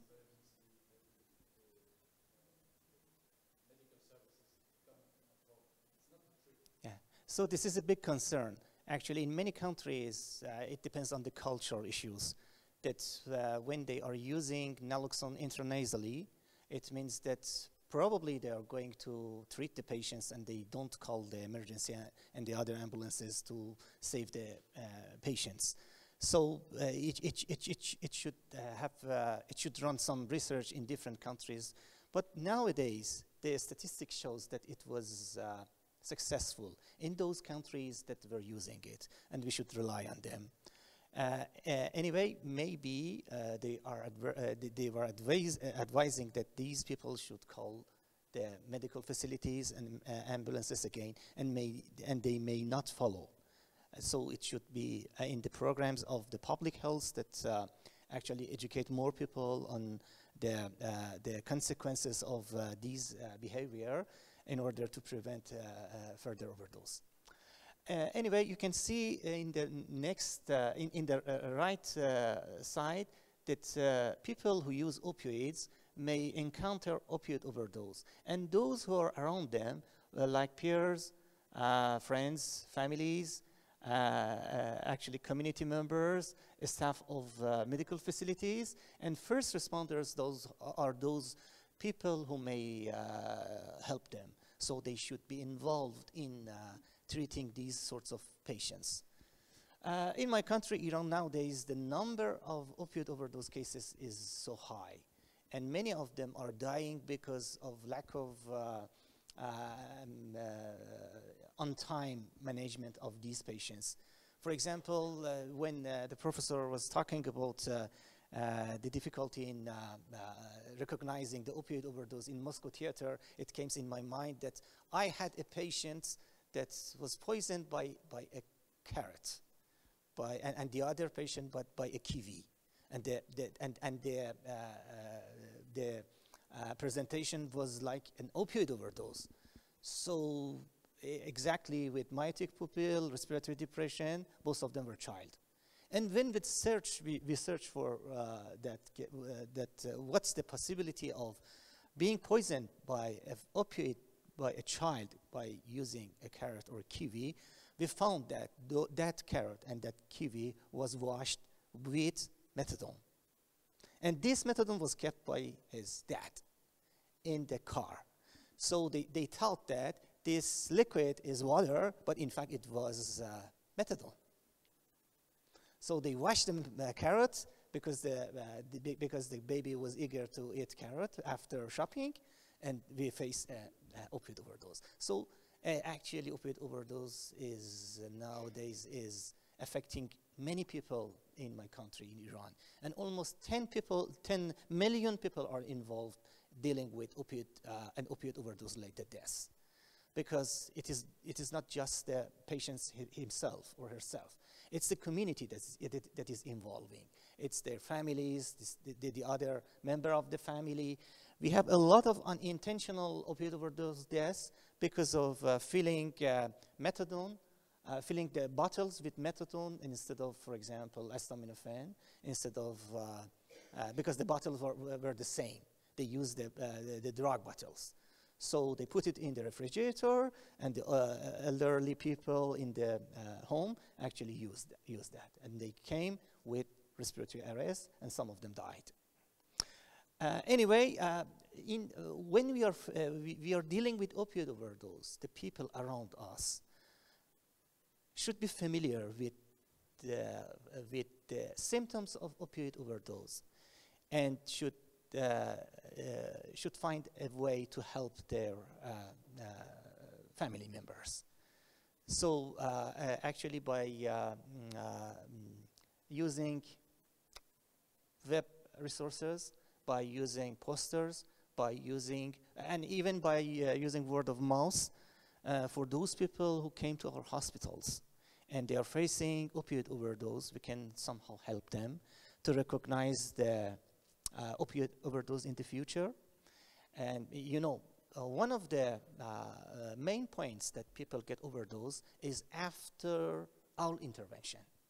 When you use naloxone for people, actually you're going to crave them for next usage of opioid, because somehow they go to withdrawal. And when they go to withdrawal and come back to home, they are seeking for opioids, and they come again and again and again, and sometimes they don't come again because they died. So the community should be prepared in order to fight against these situations, and this is not possible without public health interventions.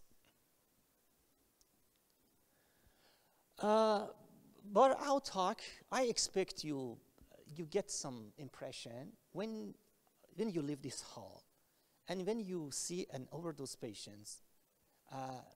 Just you are not visiting a patient. You are facing a public health concern. So you should get ready. You should aware the family and relatives that these patients may come again, and you are responsible to manage further overdose by going to somewhere. I don't know if there is some institutions, for example, in Turkey or not. and sitting somewhere and get some information, get some knowledge in order to fight against further opioid overdose. And also, our facility is a good area if we organize some programs for our patients who are hospitalized. We can ask psychiatrists, psychologists, and the other teams in order to have family stressing programs, because most of the time they are not in a good family, and as you mentioned, many of them are poor people with bad connection inside each other, and they don't care about themselves. So the community and the public health should intervene somehow. And this is not possible without any previous arrangements. We cannot treat the patients and leave them alone, as they will come again and again. And probably they will advertise, they act to the other people that nothing happened to me. So you can use opioid as well. So as I said, the healthcare facilities is a good area that we can intervene, because we can see more persons that at higher risks because they are overdose. And we can visit the family members and peers at the same time. You cannot convince them to go somewhere as a whole with the other family members. This is exactly a good area that we can put our net and get all people together. Patients, peers, and family members. Those essentials that are useful to prevent opioid overdose again and again. And if you have established something in your country, you can find a network of support and linking the patients to those maintenance therapies. And unfortunately, in my experience, those maintenance therapies, if you get them be free, sometimes they provide bad opioid maintenance treatments for the people. In my country, we have almost 7,000 treatment centers for opioid overdose. So that's a lot. And many of them are just distributing methadone as a maintenance treatment for those who are overdosed with, for example, heroin or the other stuff.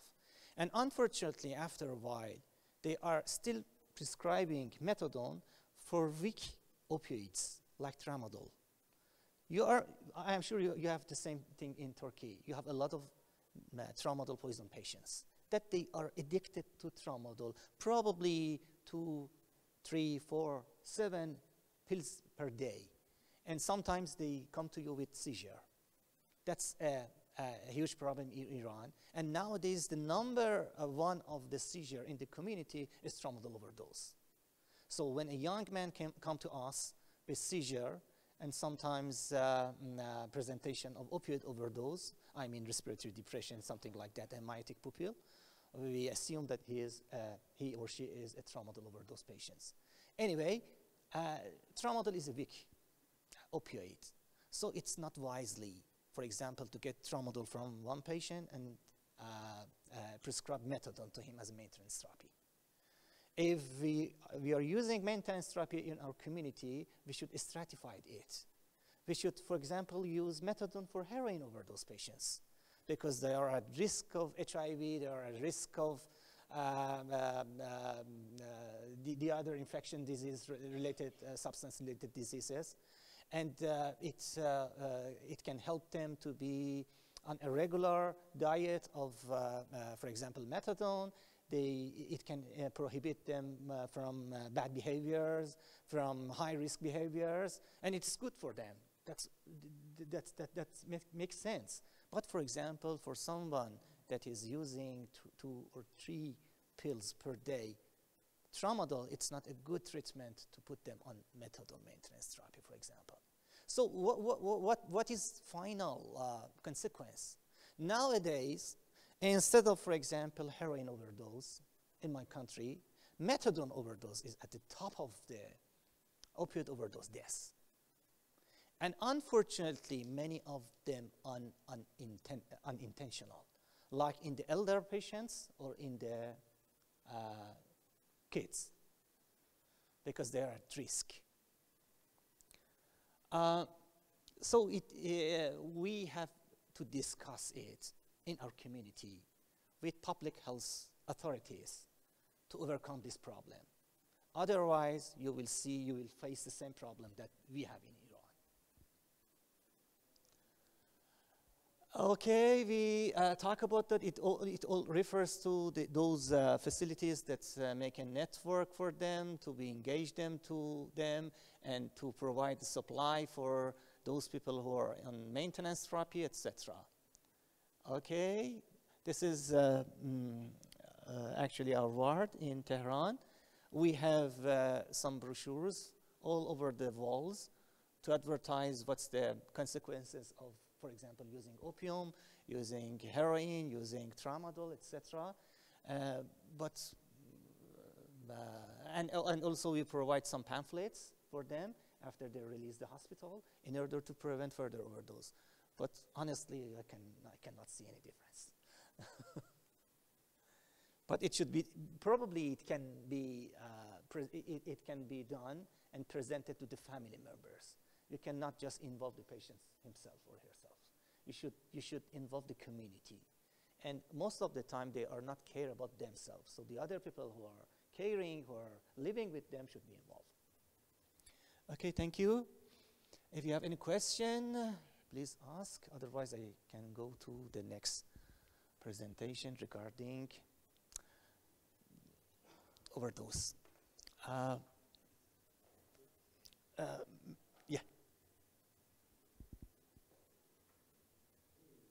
No, I think because we have in lack of time. No, methadone overdose, please. This is heroin. I think the number 3. Because we are in lack of time, I think as an example, I start something like methadone overdose, and you can expand it to the other things.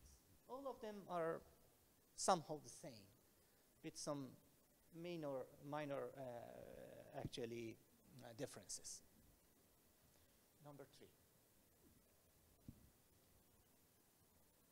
Methadone overdose is a good example for us as a strong opioid with long half-life.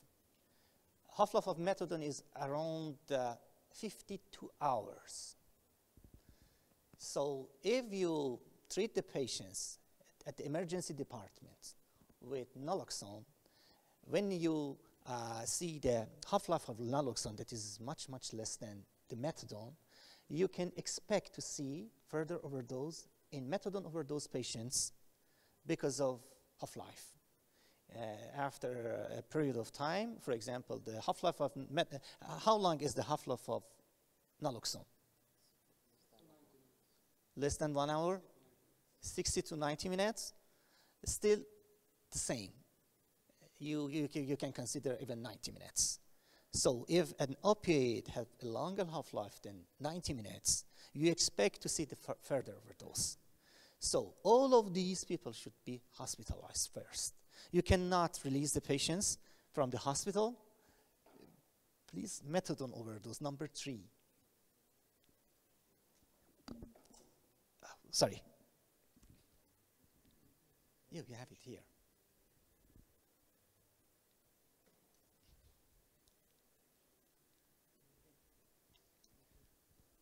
Okay, I can opioid receptors. I can use it again.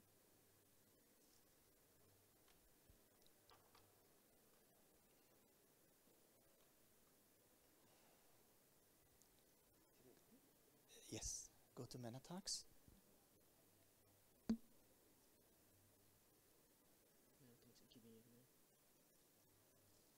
And number 3, yes. Yeah. I will use it again, so I come back. Now I want to continue.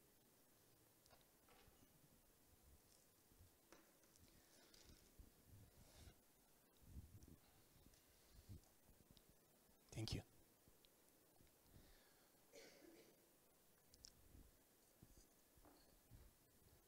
So nowadays, methadone is produced in Iran about and he's using in different maintenance treatment center something like 80 ton. That's a lot. And most of them are in formulation like syrup or tablets. We have different tablets of methadone that are producing in Iran, and one tablet can kill a baby. And for syrup formulation, we have 5 milligram per milliliters of methadone in each milliliter. So it means that 2 milliliters of methadone, it's equal to 10 milligram, and 10 milligram is enough to kill a baby like 10 kilogram. So it's a bad poison that if we use these formulations in our home can kill the kids and even the other people based on the different dose that they used. Anyway, I'm going to pass the history in medical use. Let's go to, this is the advantage of the methadone maintenance over heroin. I talk in my previous talks. And accidental methadone poisoning, we have some risk factors that we can see, like very available at houses that the residents are under methadone maintenance therapy. Nowadays, almost 1 million people are under methadone maintenance therapy in Iran, out of 80 million population of our country. So that's a lot again. Syrup may be missed as cold remedies. In some cultures, they use opioids routinely as painkiller. And dealing with methadone overdose is completely different from the other opioids with short half-life. So I have a lot of bad experiences that we have some patients in our ward. We kept them for 24 hours. And when they release, they experience methadone overdose again, not by getting another dose of methadone. So that is a very dangerous, actually, poison, and we should be careful about that. If you learn methadone overdose, how to handle it, how to manage it, actually you are managing the worst case of opioid overdose that you can see in your life. That's completely difficult and very conservative, as they seem very well, but when they go to the bed and when they sleep, you can see that apnea during their sleep. So, and on the other hand, actually, one of our difficulties is that how to get them naloxone. Because you have two different categories of the patients, those who are naive and those who are not. You can easily deal with naive people, because when you get naloxone, to them, nothing happened thereafter, because there is no withdrawal syndrome. But for these people, actually, when you use naloxone, if the dose is low, they experience opioid overdose. And if the dose is high, they experience withdrawal syndrome. And if they experience withdrawal syndrome in emergency department, what happened thereafter? They wish to leave the hospital against your medical advice. And what happened thereafter? They will die, probably in the next street or even in their home. We have a lot of such cases in the country that our emergency residents, our emergency physicians released the patients, and the patients died in the home or in the streets with no subsequent management. So what other risk factors are? The other risk factors are taking congestions. That's not unusual for those people who are using drugs, use the other drugs at the same time, especially with benzos and with ethanol. This is, for example, using tramadol and alcohol is very common in Iran. Why? Because of sexual desires. So they experience seizure and they experience respiratory arrest in different time intervals. So we should be care about that. Actually, we have an investigation in the past and analyzed the urine of different overdose patients that came to us, and we found that every patient is using 2.5 different category of illicit drugs. So they are not using just opioid. They may use at the same time stimulants. They may use alcohol. They may use cannabis or other illicit drugs.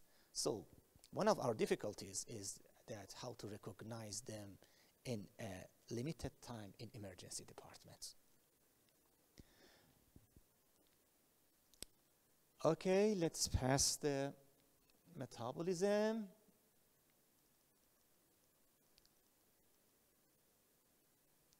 You know, like the other opioids, methadone have the same presentations. Almost all the opioids have the same presentation, unless by some points.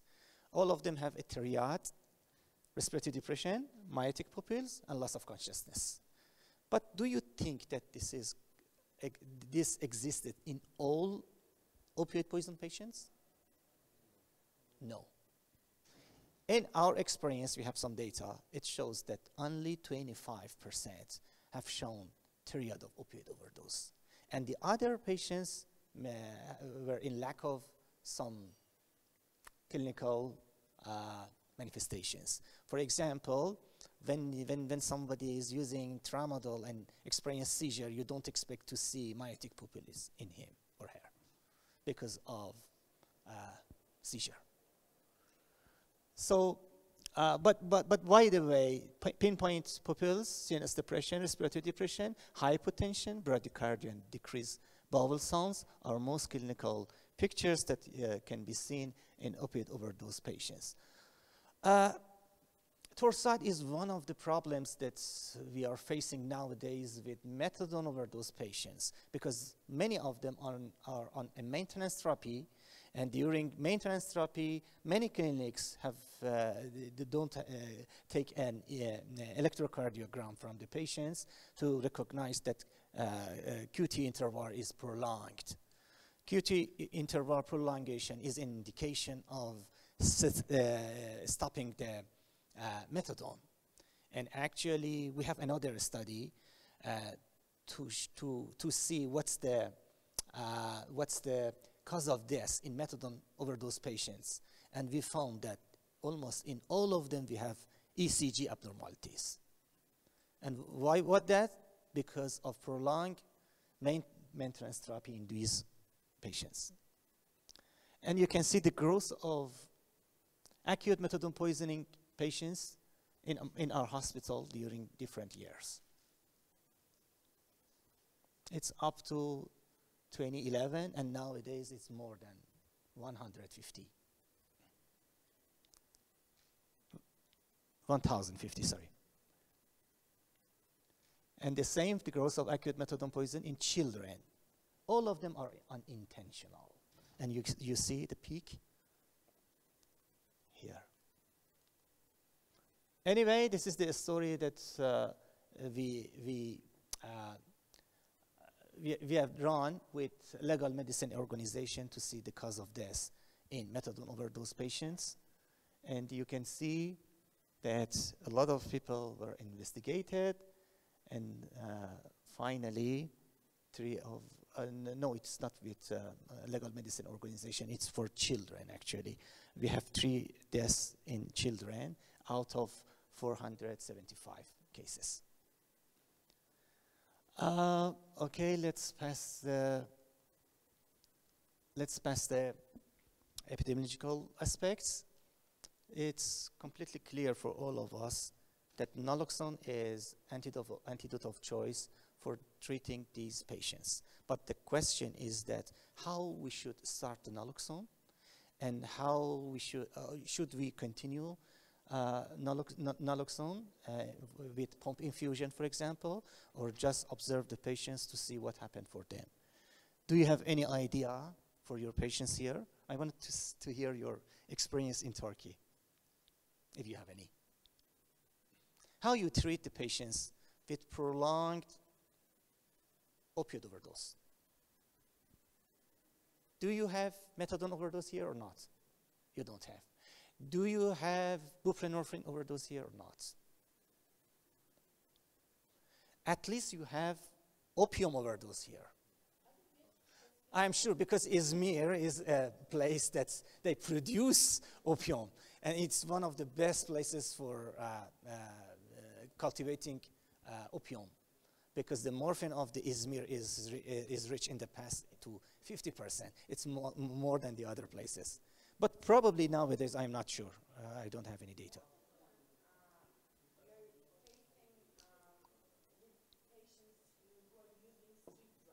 Okay. So we don't know the names. But Okay. if we can identify the drug, so yeah, we Yeah. can say. Yeah.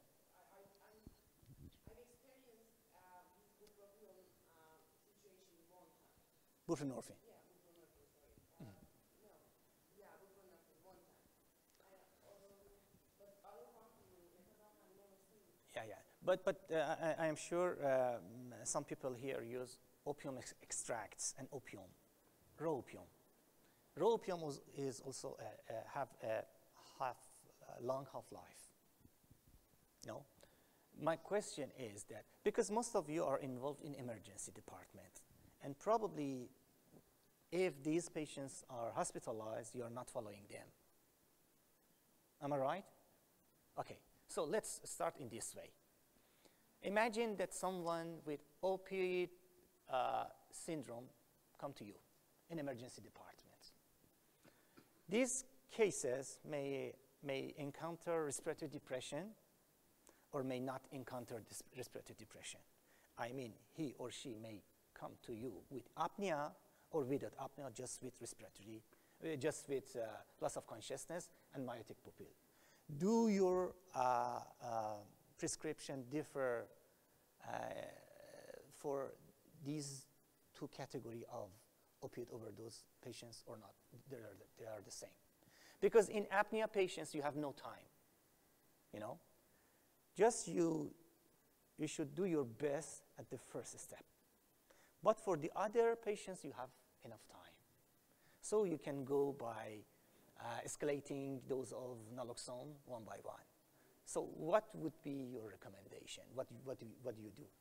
So for us there, the EMS is the one who bring the patient. Yeah. So they have the 2 mg ampoules. Yeah.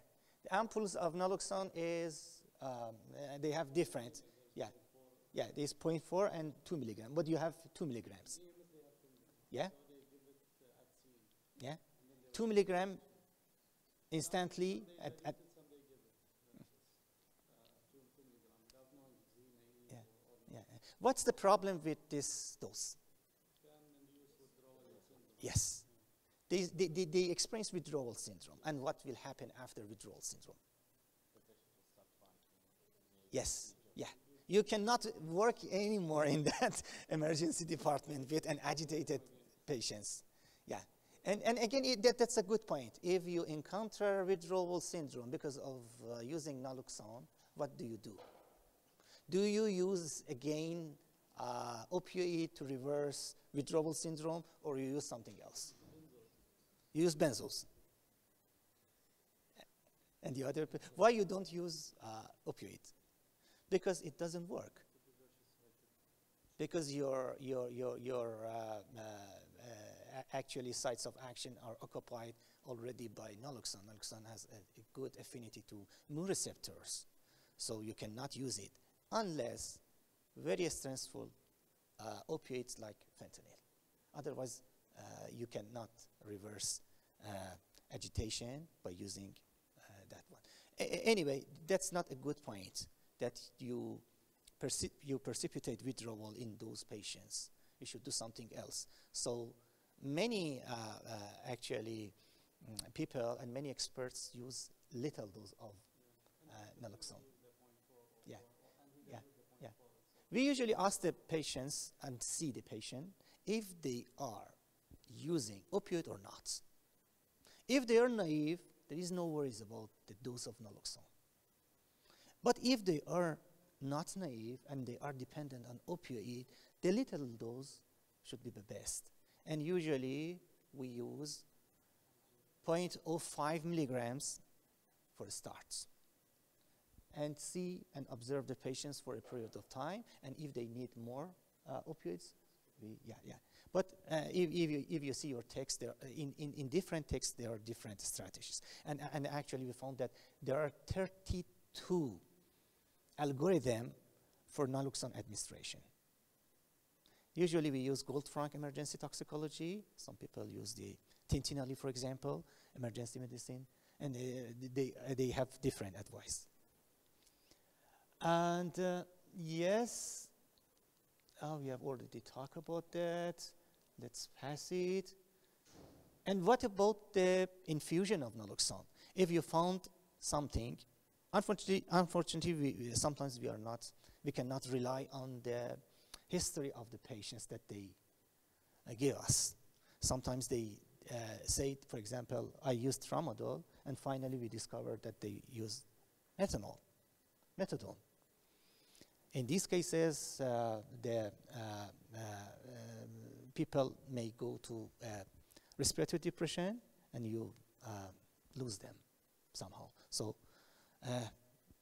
actually, one of those points that lab exams would be useful for us are in these cases, because managing a tramadol overdose is completely different from managing a methadone overdose with a longer half-life. So for long half-life opioids, we usually prefer to use an infusion of naloxone for a long time. And for methadone, this is at least 24 hours if they experienced respiratory depression. So the next respiratory depression will come to you if you leave the patients alone, and most of the time, unfortunately. Just, I'm using methadone as an example. This is a good example because it has high affinity to mu receptors with a half-life. You cannot such an opioid in the community like methadone that would be harmful for the patients in terms of toxicological issues, not in terms of, for example, public health issues. Because for heroin overdose patients, we have to administer methadone for them. But we are facing them in an overdose case, so we should deal with them. Anyway, usually each 8 hours you reduce the dose until you cease the naloxone. And during this period of time, some people may experience, again, withdrawal syndrome, or they may experience opioid overdose syndrome. In each case, you double the dose, or you half the dose, or even you cease the dose.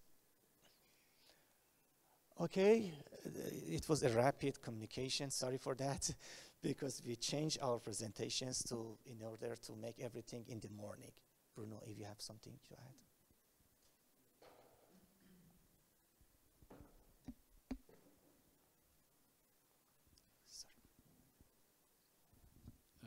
Just, do you have any experience in Turkey? Because we have somebody who, but I don't know her, was supposed to present on opioid toxicity in Turkey.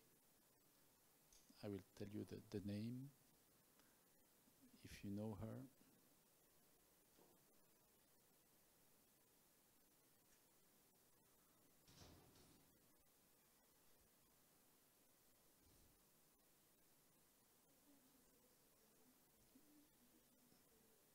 Yeah, but I was to be sure about that. Somebody knows Dr. Arisi from Izmir. Ah, okay. So maybe because we wanted to shorten a little bit the symposium, so maybe you can make your presentation now. That's what will be the best, I think. Then we can discuss it, because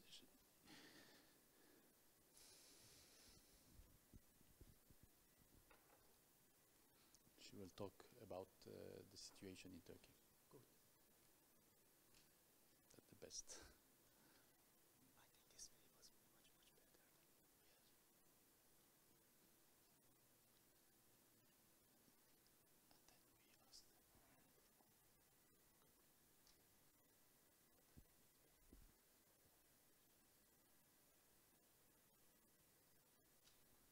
So we'll have this presentation about the situation in Turkey, and then we have some time. I think it's up to you. We have all our presentations, but you can choose which one we can do or which question you want us to discuss. It's up to you. But since we are not so many, we decided to shorten a little bit.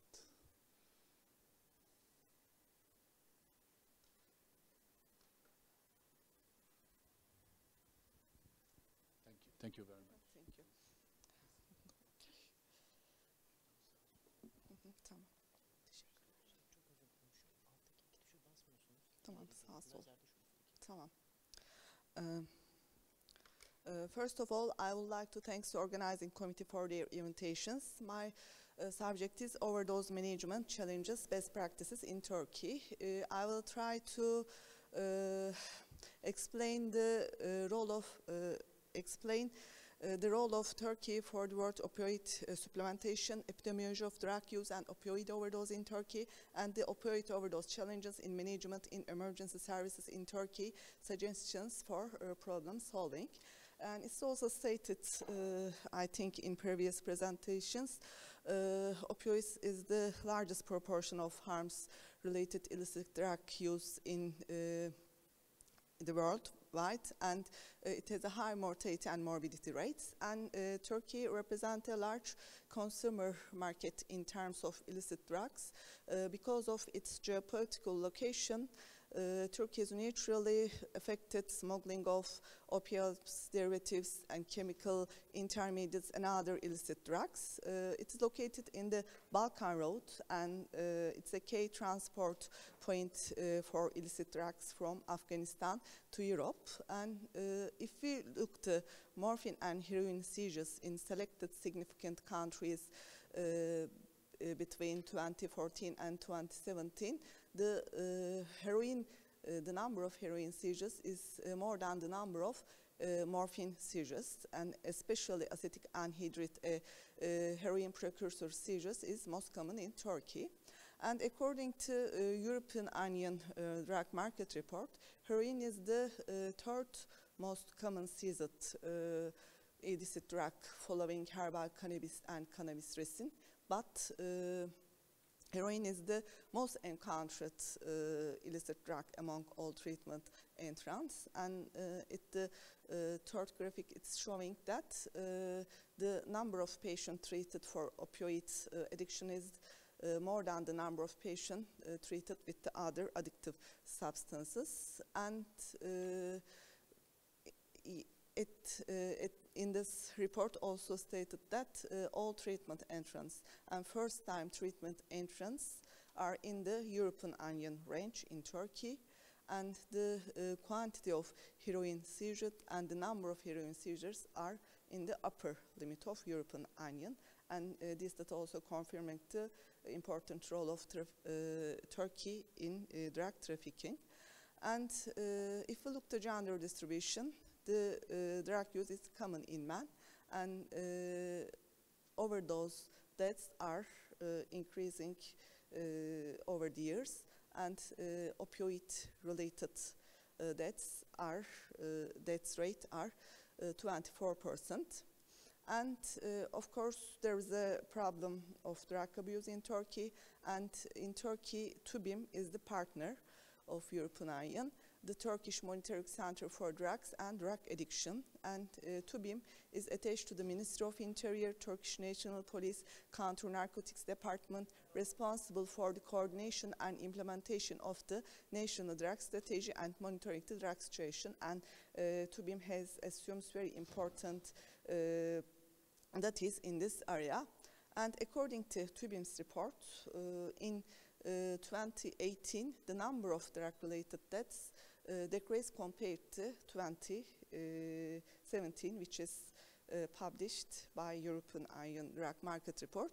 This may be related to TÜBİM's action plan, which is published in 2018. And if we look to gender distribution, men deaths is common, and it's in the common in between 25 and 44 age. And also there are some literature data about drug-related deaths.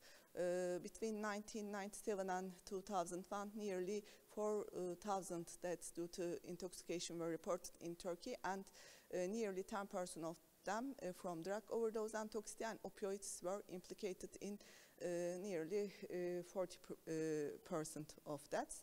And in Çukurova region, the rate of opioid-related deaths among the illicit drugs-based deaths were high between 2007 and 2011, and the rate of medicine and narcotic-related deaths were nearly 14%, Ankara and nearby cities from 2000 to 2011.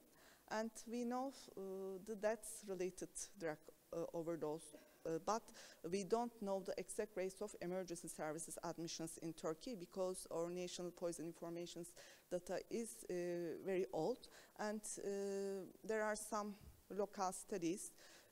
One of them in a study by Tüfekçi et al., alcohol with illicit drug-related emergency service admissions rate was nearly 5%. And of course, at this point, National Poison Information Center data is very important, but UZEM published its last report in 2009, and according to this report, the rate of illicit drug overdose-related admissions to National Poison Information Center within 2008 was 0.39%, with the 12.6% opioid-related admissions. And if we look to gender distribution, drug-related emergency service admissions were common in men. And if we look to age distribution, the most admission age was between 20 and 29 years. And another study from Ege University, they reported that the opiate-related emergency service admissions rate is 2% among teenagers, and all of these teenagers had families, have low education level, high levels of smoking and or alcohol consumption, and live in deprived areas and divorced.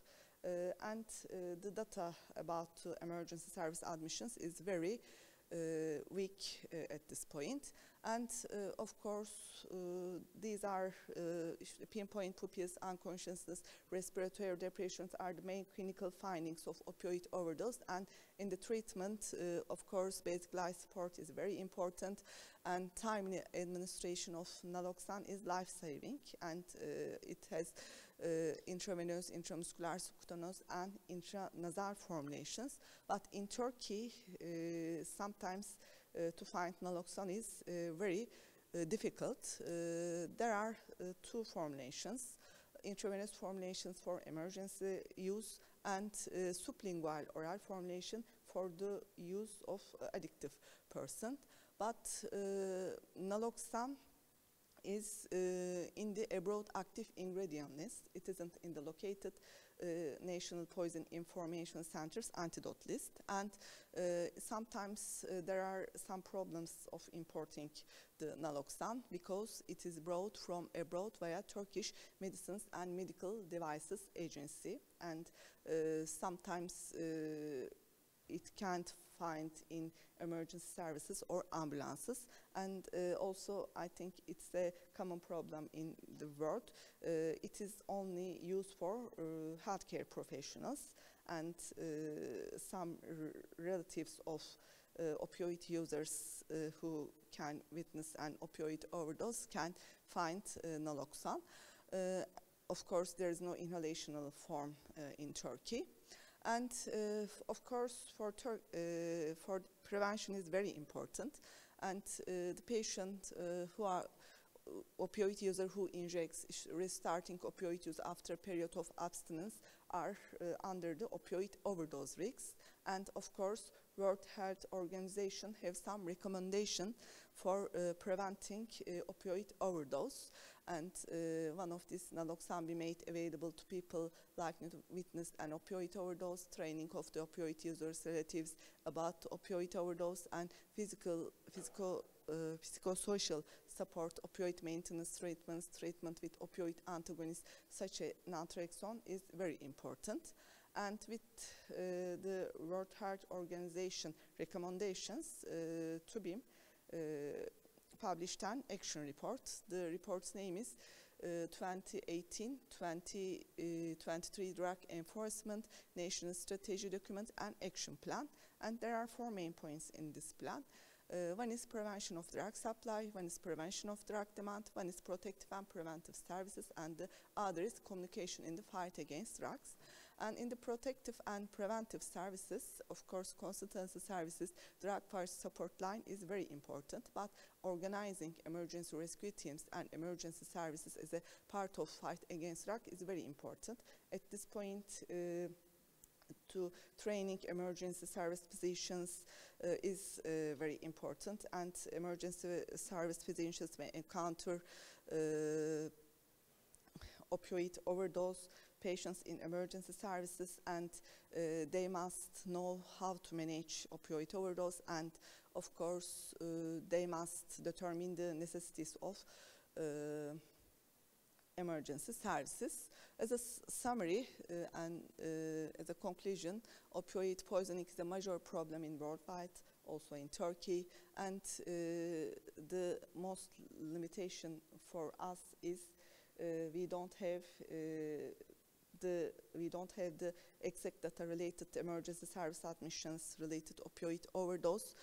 If we don't know the problem, we can take precautions, and training of physicians working in emergency departments is important, and TÜBİM has action plan at this point, and naloxone must be accessible in case of opioid overdose, and improving emergency facilities is important to effectively treating opioid overdose. Thanks for attention.